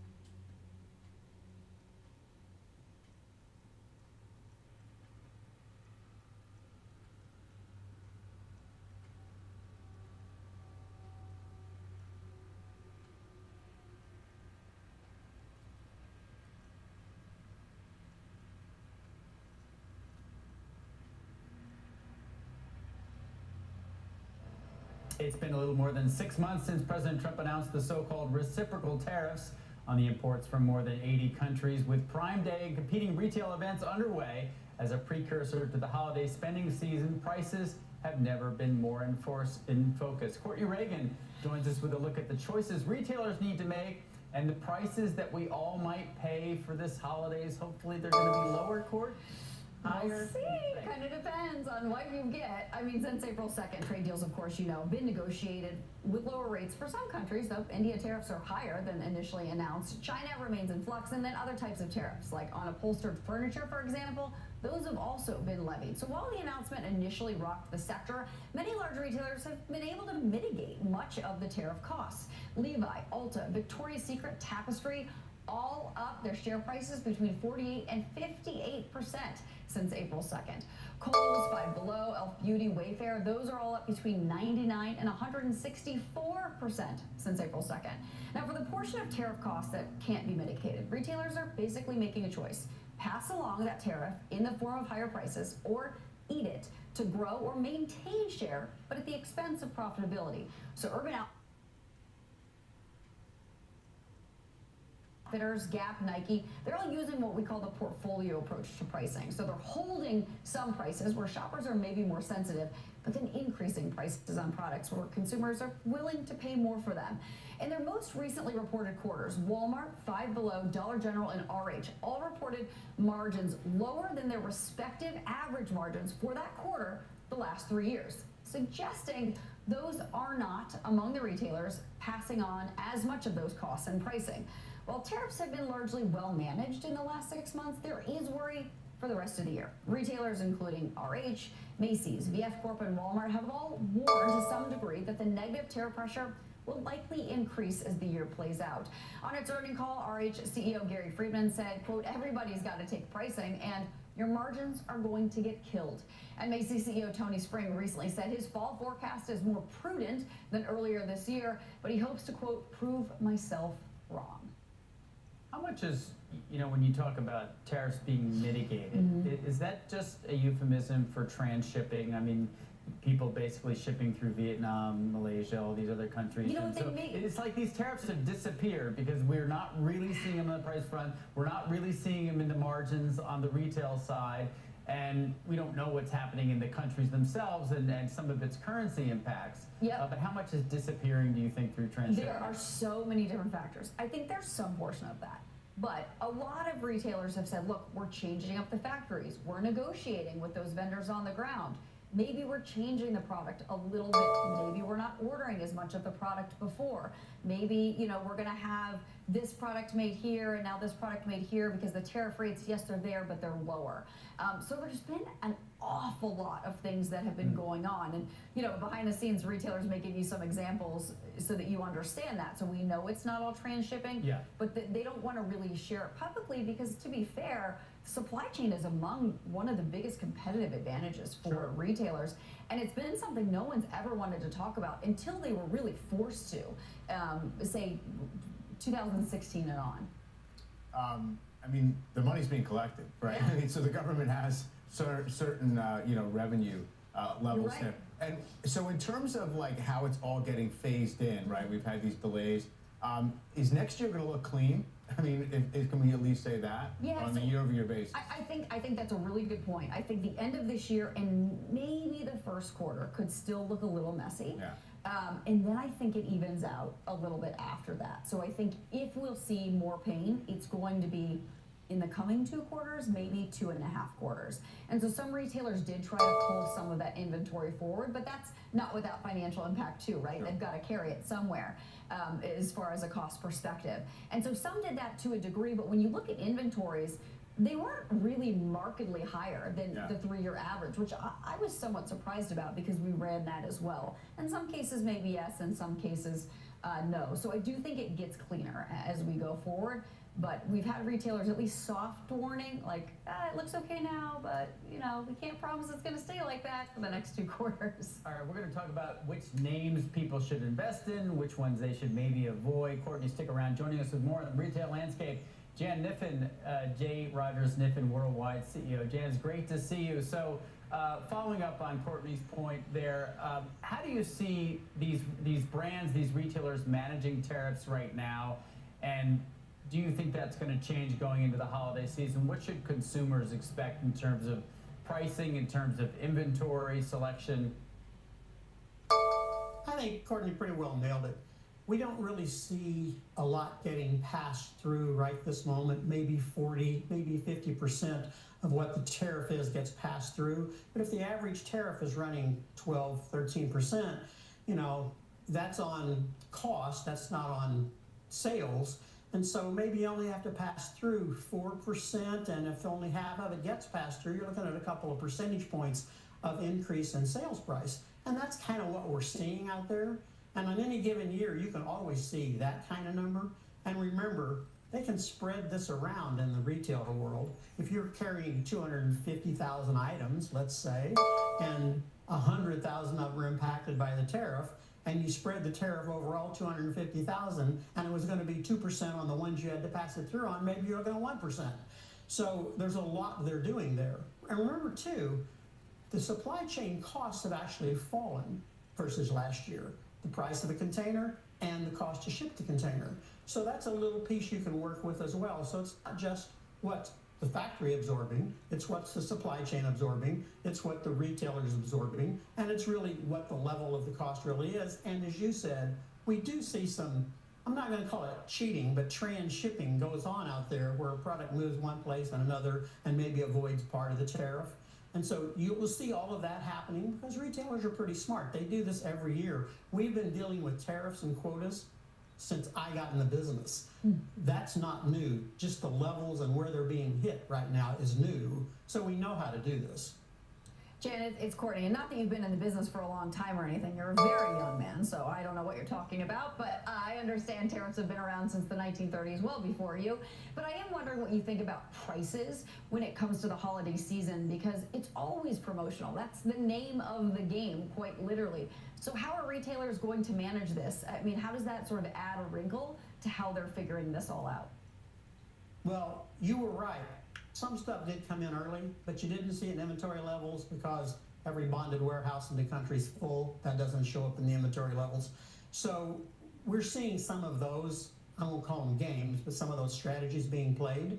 And so we do have the product in the country. Some of it, as you said, came in early. That's not free, but it's not a big deal, especially when you're getting deals from the factory and you're getting deals on the supply chain. I just don't think you're going to see it. We're seeing inflation in services higher than goods, and we have been for a while. That's not going to be different in the fourth quarter. We're still going to see services inflating faster than goods. When that happens, the consumer looks at the goods pricing and says, this is not so bad. And if we're really only talking about a couple of percentage points, that's almost impossible to see if you're the consumer. And that's all I think we're talking about. So I am not concerned about that part of holiday. I'm more concerned about the ability to spend. I actually think we're still really solid.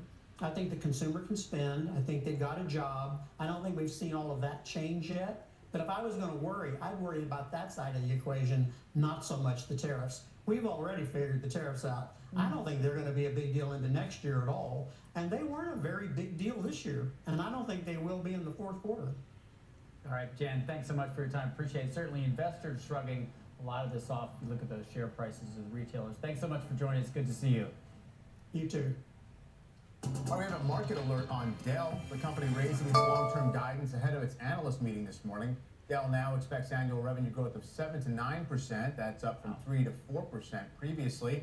And non-GAAP earnings growth of at least 15%, up from at least 8% previously. Dell is also extending its commitment to grow its quarterly dividend by 10% or more annually. That's through fiscal 2030. CEO Michael Dell will be speaking to John Ford on Closing Bell Overtime today at about 4 p.m. Eastern. That'll be good. Want to watch that. Still to come, the shutdown market highs and no data. Should investors be concerned that the current economic market conditions will take a Fed rate cut off the table this month? We're going to hear from market strategist Mary Ann Bartles. Swap Box. Be right back.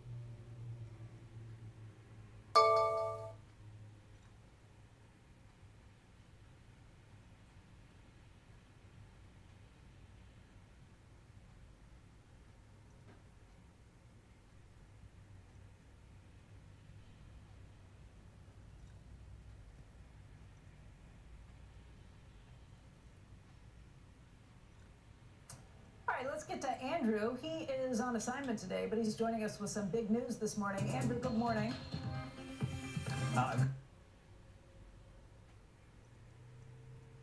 Good morning, you know the news because new this morning, the Intercontinental Exchange announcing a huge strategic investment in Polymarket. Now, as part of that deal, the Intercontinental Exchange will invest up to $2 billion in the prediction market platform. The exchange is also going to become a global distributor of Polymarket's data.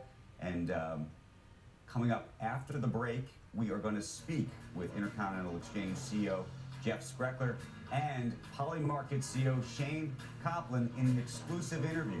All that coming up right after this.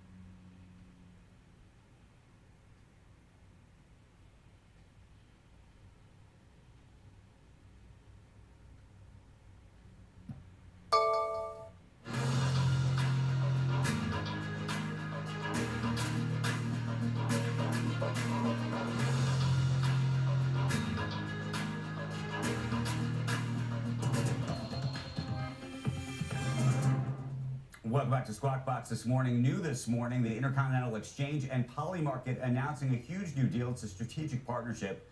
The financial services giant investing $2 billion in Polymarket. It's maybe old money meets new money. Joining us right now in an exclusive interview is Polymarket founder and CEO Shane Coplin and ICE founder and CEO Jeff Spreckler. It's great to see both of you this morning.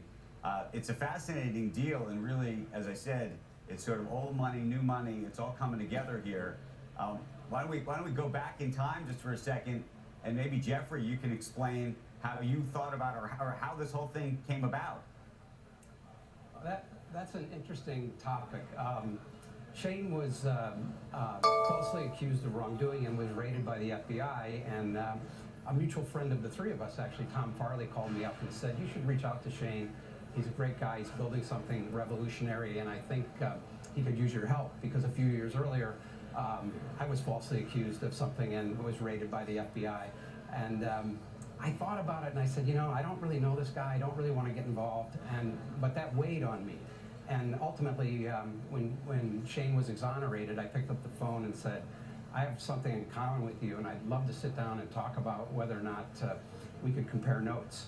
And much as your introduction said, I mean, just look at us, right? I'm old and bald. He's young and mop-headed. I have a closet full of ties. I don't think he owns a tie. You know, the company that we're sitting in was started in 1792. He's got the hottest financial services company in 2025. And so we started to talk about the white space of opportunity that existed between our firms and this common experience that we both had, and it brought us together.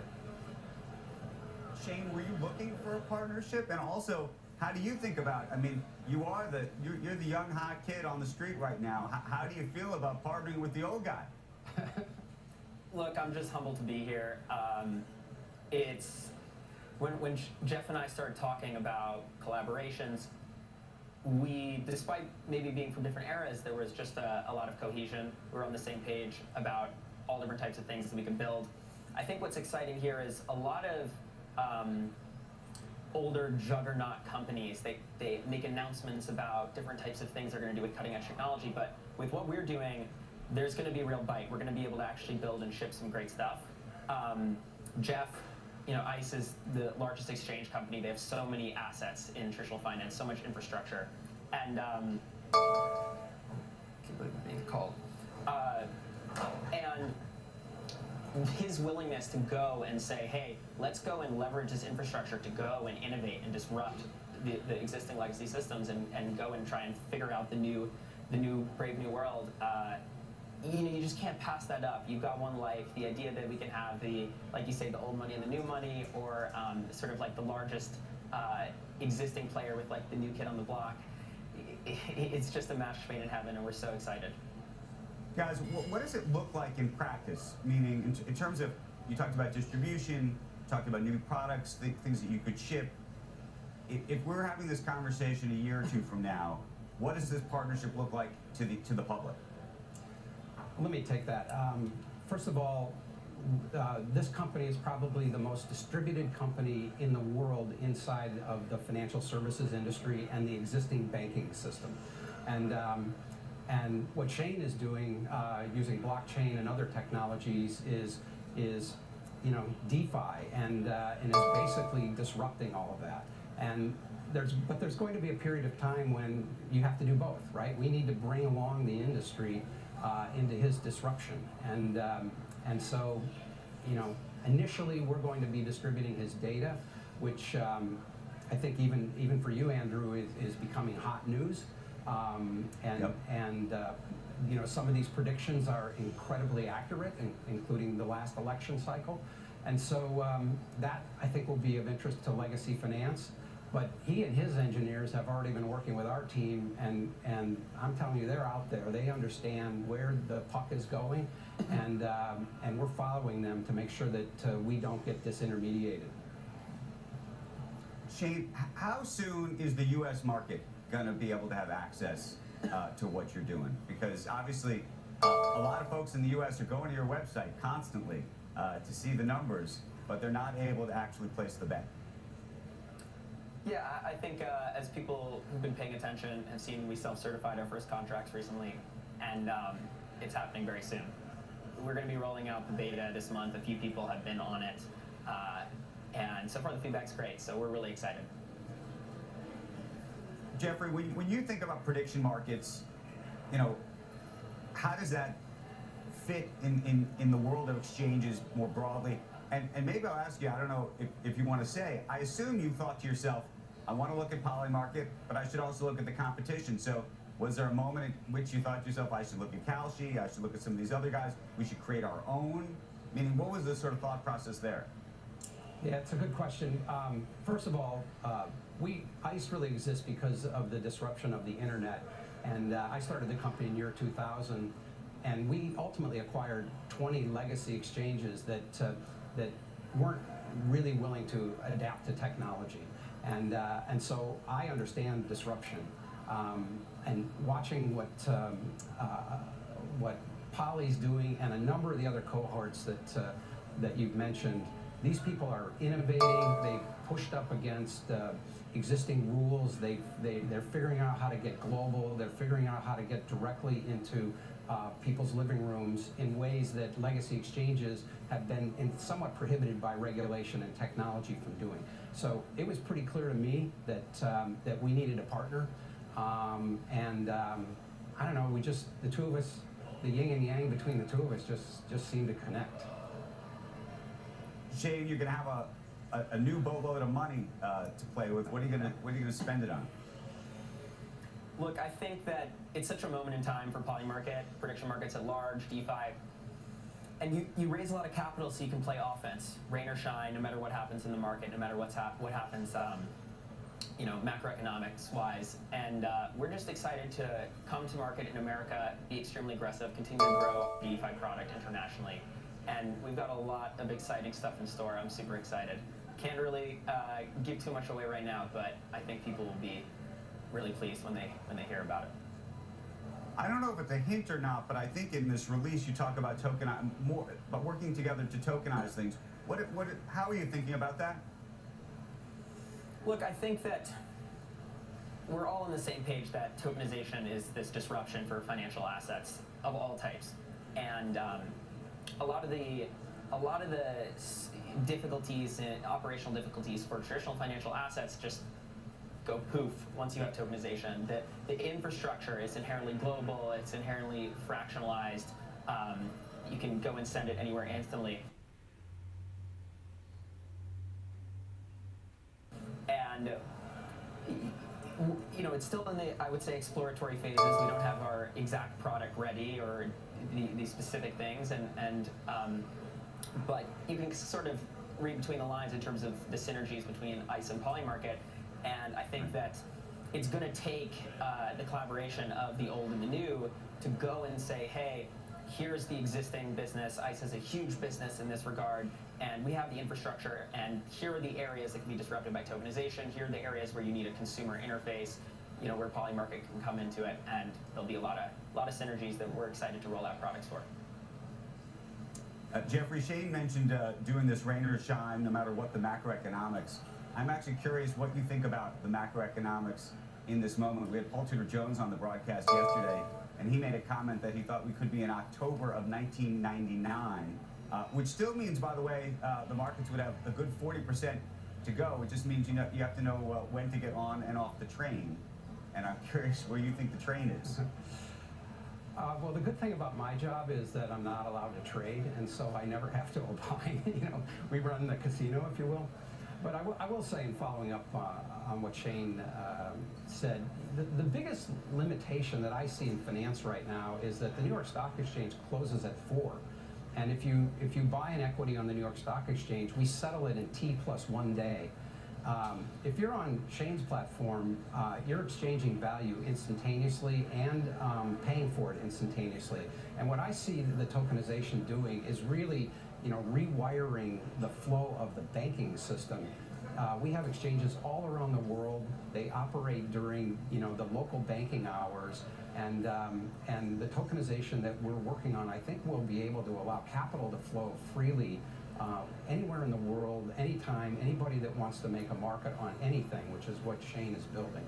And so that's a macro trend that I know is here to stay, and but I would never trade against Paul Tudor Jones, by the way. Okay, we're going to leave it there. I want to congratulate both of you. Look forward to following both of your progress now together. Shane and Jeffrey, thanks, guys. Thanks so much. Thank you, for coming in today. Thanks, great to see you. Mike? Thank you very much. Up next, we'll talk markets and whether or not investors should lower their expectations for a Fed rate cut this month. Squawk Box. Be right back.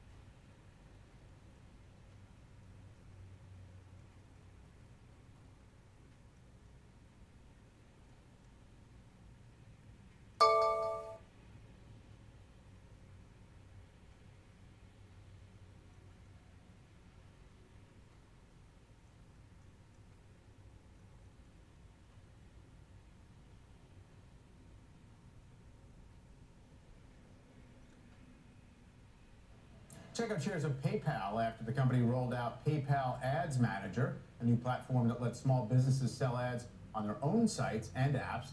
PayPal says the move would give millions of PayPal merchants a way to tap into the retail media space, e-tail media space. PayPal Ads Manager is set to launch in early 2026 in the U.S. with plans to expand overseas later on. The stock up just about 5%.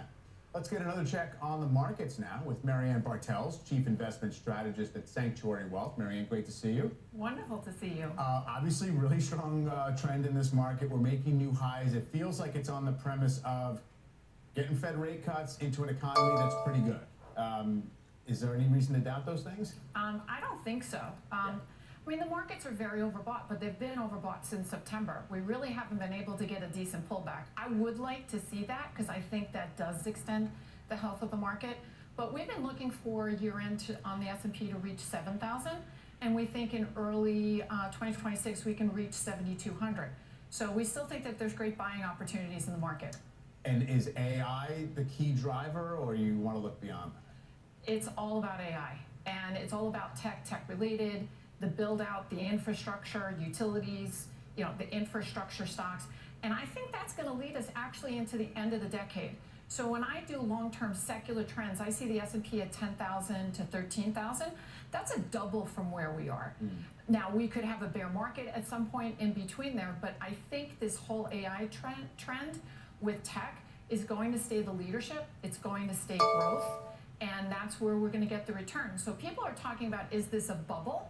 I think it's the early stages of a bubble. That would be pretty early, yeah, if we got another 5 years in us, I guess. I mean, nominal growth, if things hold up this way, we're tracking it, 2.5 for this quarter, inflation's still 2.5. That seems like it's an unusual environment to get multiple Fed rate cuts from here. Does that matter? When I went to school and I was studying economics, this would not be the environment where we would be expecting the Fed to cut rates. But I've learned this is what we're dealing with. And if we get rate cuts, it's going to be very stimulative for risk assets. Down the road, and I don't think that's next year, maybe in the coming years, maybe that will eventually cause a little bit more inflation. I'm not sure we're going to get back down to that 2% level. That's probably one of my biggest concerns. And I think that's one of the reasons why you have gold continuing to hit record all-time highs. When you say we won't get back down, you mean over 5 years, over 10 years, you mean ever? I mean 2%? Yeah. Well, what happens if we never get back down That's to what I wondered, 2%? too. That's one of the concerns. Like, if you ask me what's one of the risks that we have out there, I think that's one of the risks that we're facing. You mentioned gold. We might as well note it just crossed above $4,000 for the first time, 4,002 right here. It seems as if the equity market is not going to get ahead of itself worrying about that if the bond market does it. Right? If longer-term bond yields don't start to put up some kind of a signal that says we might have an inflationary flare-up, I guess stocks are going to be okay? Exactly, and I don't see that. I actually see interest rates declining into 2026. I would not be surprised at some point if we're talking about a 10-year close to a 2% handle. I think that's a potential, but then I think that that's the end of the cycle of the decline in rates, and then we'll start another upward cycle. But that's positive for risk assets. You mentioned, I mean, maybe this is early in a bubble, but on a more tactical basis, do things seem like they're getting a little bit overheated? I mean, I watch some of these subsectors, not really the S&P, not even the NASDAQ 100, but drone technology, quantum computing, a lot of the real kind of gamey stuff out there is running. I'm having a hard time chasing it as a technician at these levels. I think at some point we'll get a pullback. But you do want to go back into these stocks. They are the leadership of the market, particularly semiconductors. That's been my marker for this cycle. The true leadership in this market has been semis, and then tech and tech-related AI to follow. I guess, the question, so you have a hard time chasing it. Everyone would like a pullback. What about general sentiment readings at this point? Even if I just use the VIX, I don't have a sell signal. So, no. In fact, I've been watching the news, and with all the concern that maybe we're in a bubble, that's not sentiment that causes a peak in the market. In other words, you would expect VIX to be lower to show you people I would were like to see complacent? it between 12 and 10. Yeah. Yeah, and we're up around 16. Yeah, it's actually been climbing along with the S&P, which is slightly unusual in the last several days. Does that have anything to do with the government shutdown? It could, I guess, or just seasonal stuff. Yeah, the markets otherwise have totally shrugged it off. Yeah, absolutely. Marianne, great to talk to you. Thank you. Wonderful to see you. Thank you. All right. right, folks, we are wrapping things up here. If you want to take one more look at the futures, we'll show you right now. It looks like the Dow futures are indicated up by about 85 points. NASDAQ indicated up by 81. The S&P futures up by just about 13 points. We just got that lift from IBM in part for, Right, and the rest of tech. And as Mike mentioned, gold crossing above 4,000 for the first time And we can ever. check the poly market futures and see how Mamdani's doing and how many tweets Elon Musk is going to send out. Robert, Mike, want to thank both of you guys for being here today. Thank you. It's great talking to you all. We will see you right back here tomorrow. Right now it's time for Squawk on the Street.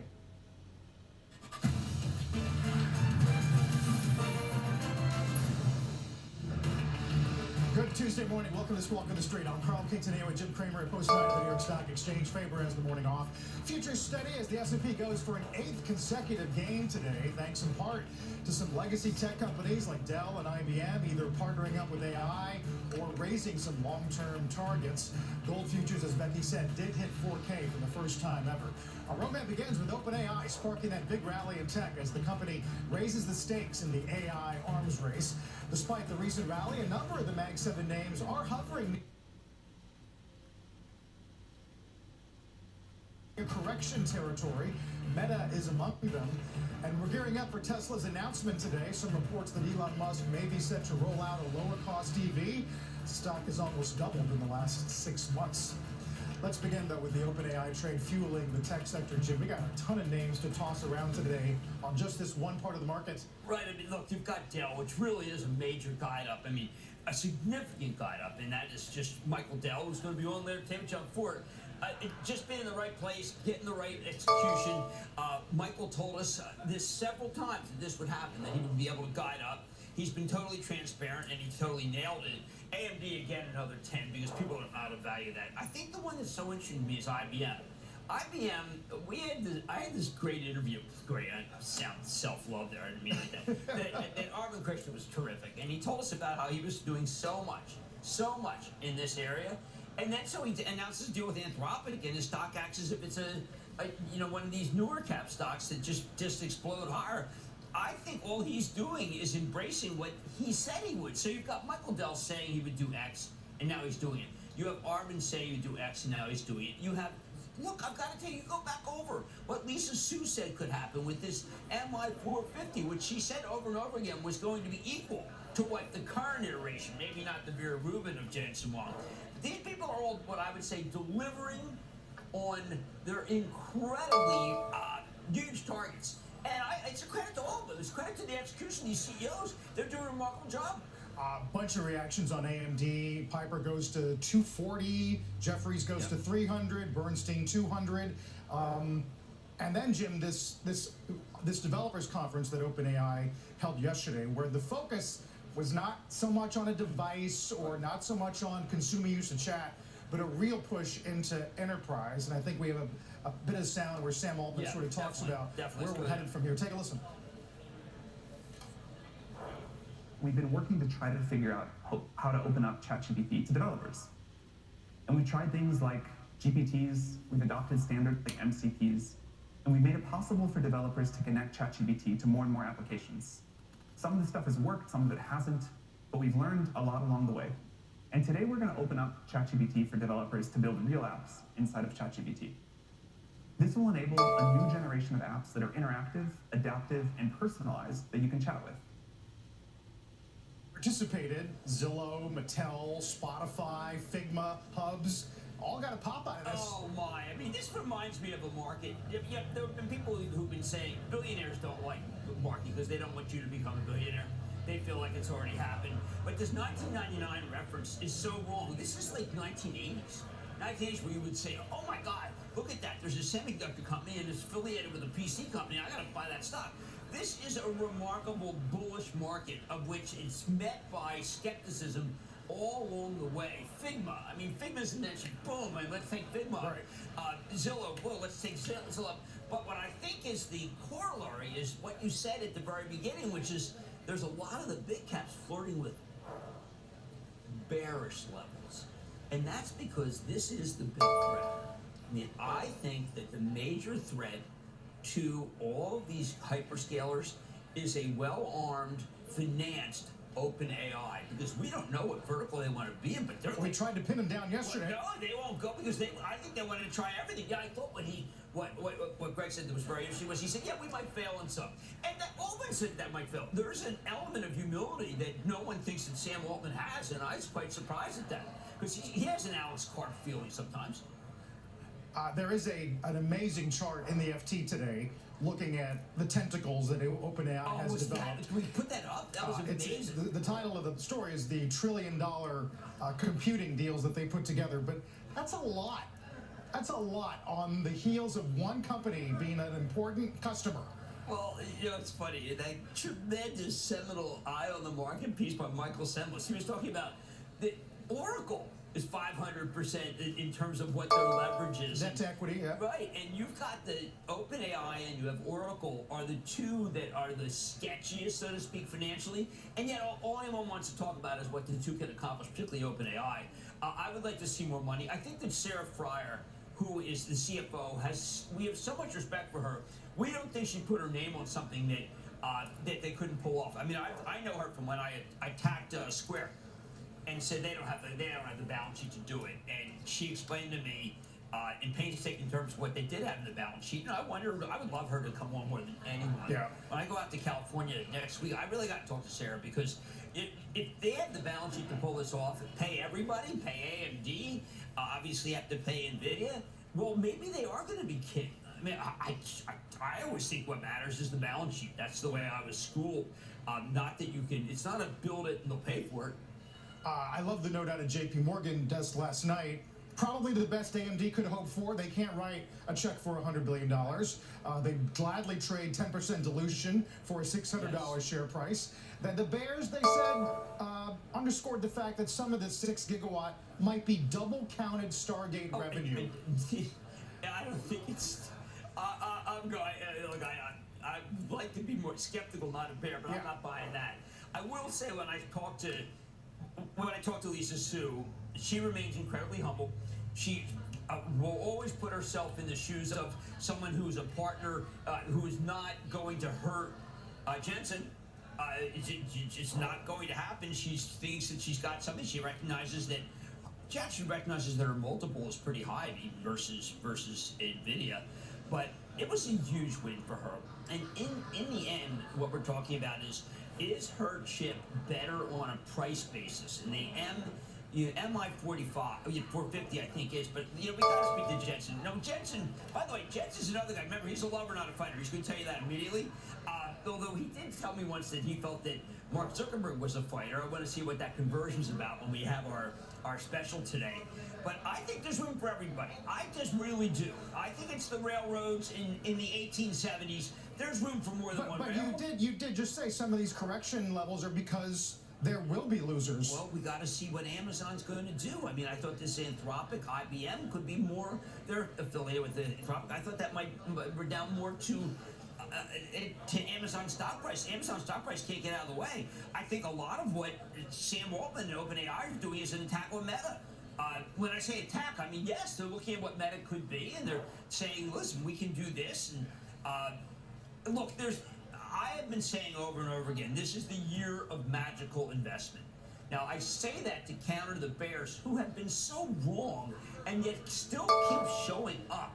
Remember last week, all we heard about was that, what's going to happen is that Jensen Huang is giving OpenAI $100 billion, and they're going to give orders to No, they gave the orders to AMD, for heaven's sake. Why can't we just say that? He gives them $100 billion, they give an order to Lisa Su? I mean, to me, it's rude. Depending on how the warrants work out, some desks were playing with the possibility that NVIDIA could own some AMD in the end. Well, that would be... Well, when we used to have antitrust, they would have been furious. Right. Oh, no, we still got that. By the way, AppLovin, did you see the SEC send somebody a letter? Yes. What? A letter? I think they got... No, actually, they sent a letter to the SEC. There is a story that the SEC is probing some data collection practices where their platform partners, they tried a little aggressively to push advertisements. Buy AppLovin. Can you go to the next story? Sorry? Buy AppLovin. Let's go to the next story. That's that simple? So you were... like Palantir. You were like Palantir, where they had a problem with the Army. Buy Palantir. The year of magical investing. And at this point, you are not at all swayed by valuation or the fact that the S&P is now 41%, 10 companies? NVIDIA's selling at 28 times next year's earnings. It's hard for me to hate NVIDIA. Look, I screwed up. I was looking looking for a while at Google, at Alphabet, and I said, you know what, I don't like it. Justice Department, remember, that was the previous Justice Department. That was like the jackboot Justice Department. They're coming after them, and I'm worried about Gemini, and I got out of that at 17 times earnings. Well, then it went to 29 times earnings. Well, I got out of it when it had a multiple like a chemical company. So I just have to think, look at the multiples next year about what could happen. It's not, I accept everything.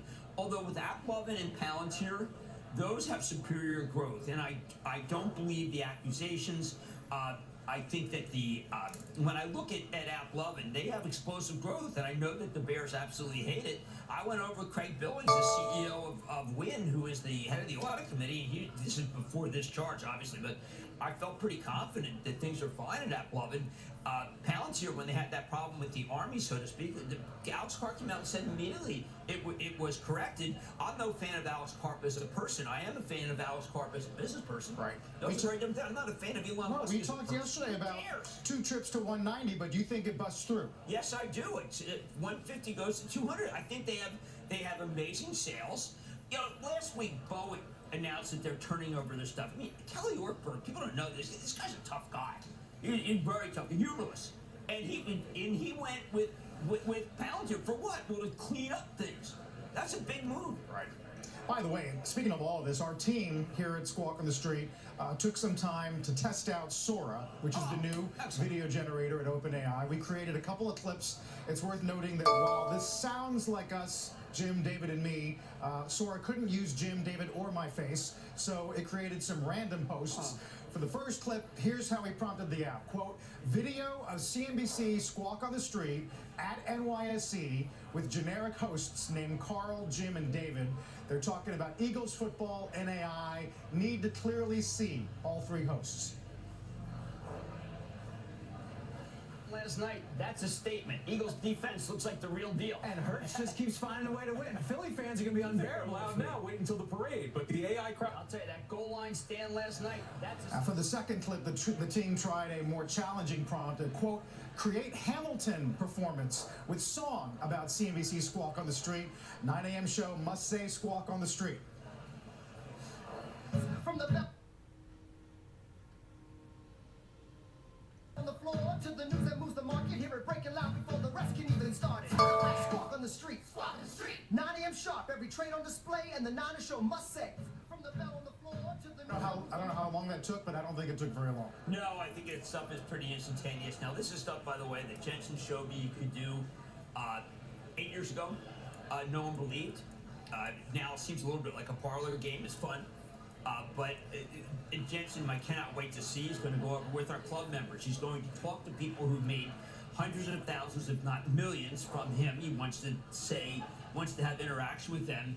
And he figured out that all this could happen in his head, and here it is. There was no goal line stand this weekend when the red zone defense was not good. And I would like to correct that just from the point of view of that loss we had on Sunday. Yeah. Now, I understand why Jensen's with you today, but do you expect to press him a bit on the AMD stuff? Well, I have to.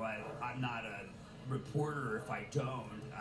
I do think that there are many ways to explain what happened, and I remember you're dealing with maybe the most gracious Da Vinci-like CEO. I mean, I don't think there's anything that he would say that is necessarily going to be a surprise, in part because he sees good in everyone and everything, and he likes Lisa very much, and I think that he can come up with an analysis that would say easily, this just shows how big things are, that if it was just him, maybe it wouldn't be.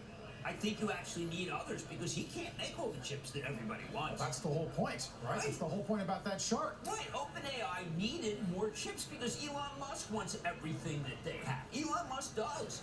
He has this list of pals that he talks about.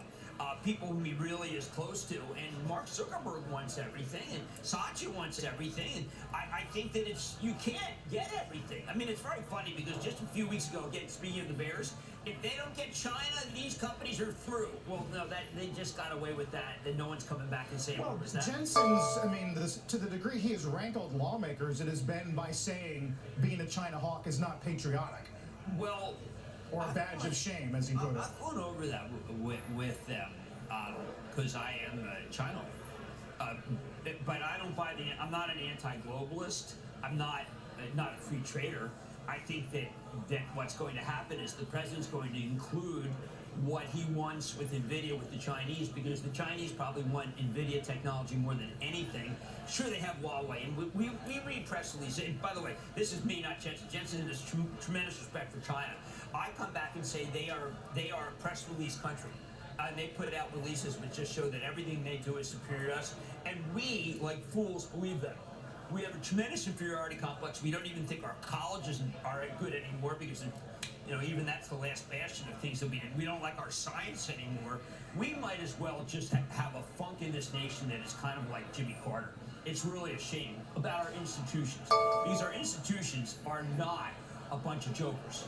No, the Nobel Prizes this week would argue otherwise. Well, I mean, look, I went to Harvard, and every day, I get a lot of money at Harvard, and I don't want to feel like I got fooled. I think you did okay. The hoodwink. You put it to work every day, right I have here. Scholars that I put through, and I don't feel foolish. Right. I don't know. Maybe I'm another joker like everybody else. Jim, we look forward to this afternoon. That's a big set with Jensen Wong at 4 p.m. Eastern. When we come back, the buzz surrounding today's Tesla product event.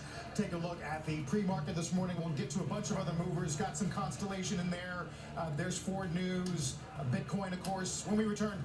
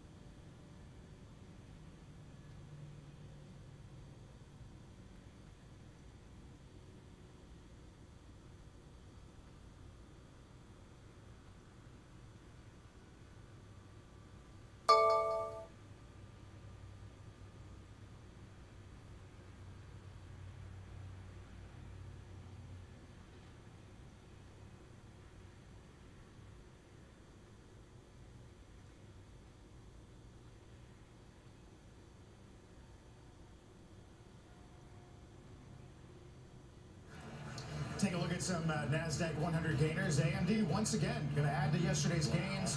Another 5% as a bunch of analysts either raise their target or upgrade in the case of Jefferies, for example. PayPal's in there, Trade Desk, Micron. We'll get Kramer's Mad Dash and count down to the opening bell after a break.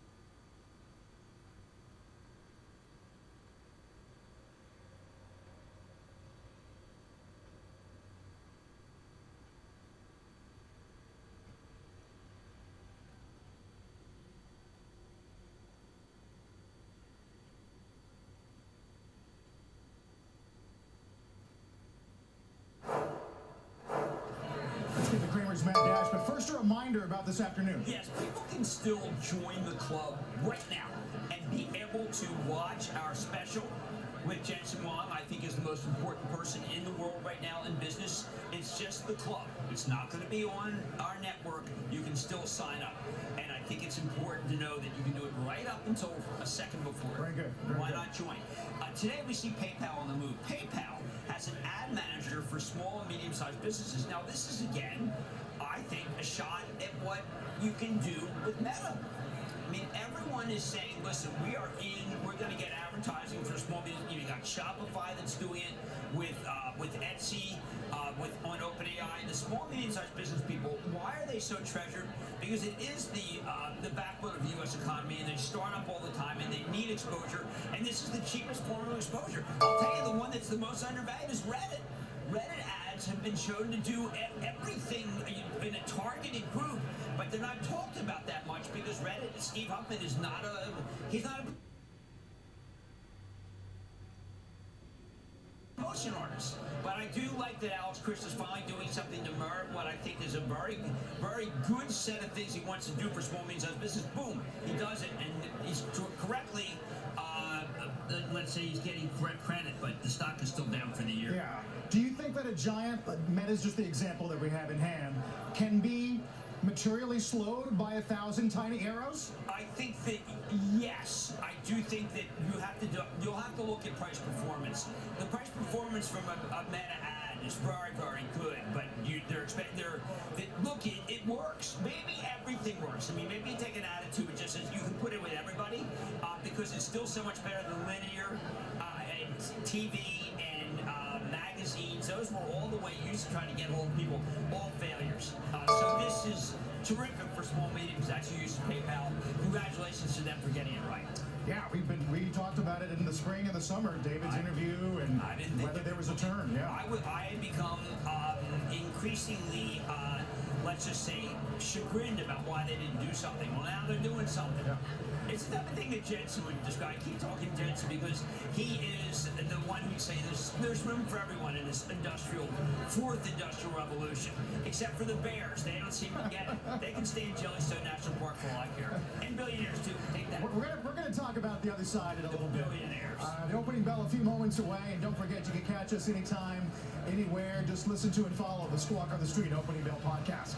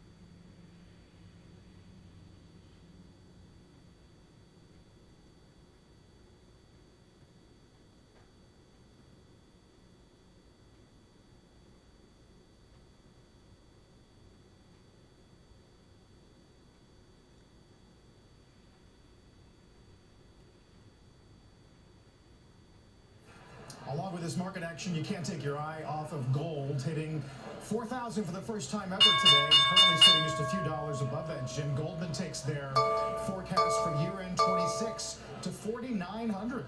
Well, I think that one of the things that people are missing about gold, and this is something you get when you speak to Agnico Eagle, is that we're having hard trouble finding gold.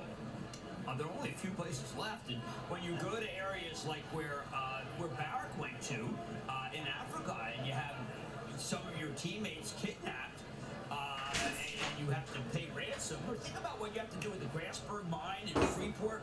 And you come back to it and say, listen, the same that's in Indonesia. What happens ultimately is you say, wow, I can only really find gold I'm here. in the United States without any problem with Pico. And then you put it in the other side, with the demand side, that how Costco can't find Spy, it. new Costco's high. one of the largest buyers in the world of anything. Right. We have a gold shortage. We do not. We maybe have a Bitcoin shortage. It's really hard to tell because there's so many different crypto shortage. There's so many different coins. Maybe Bitcoin shortage, but gold is hard to find right now. Hard to find. We're just not finding big tracks of it. Well, but the demand side's important too. I mean, you put up Ken Griffin's comments from yesterday. He thinks investors are beginning to see it as safer than the dollar. And by the way, DXY is testing the trend line on a multi-year basis I now. totally agree with Ken Griffin on this. I have been a big believer. I've been a huge buyer of gold and believer of gold, and I've been wrong. And I'm glad and gratified to see I am no longer wrong. Is the way I want to look at it. I want to say I'm right. I'm just no longer wrong because I've been wrong for a long time on gold. We'll see. Griffin, I think his actual quote yesterday was, "We're definitely on a bit of a sugar high in the U.S. economy right now." Well, I mean, look, if you look at Agnico's chart, we've got a stock that's up 117%. It may be sugar high, or it may be around. Gotta mute the tune. Gotta mute it. Whoa. I cannot stand the cheering. I just can't stand it. I don't care, man. I can't. It's not a good way to start my day. Oh, man, I did.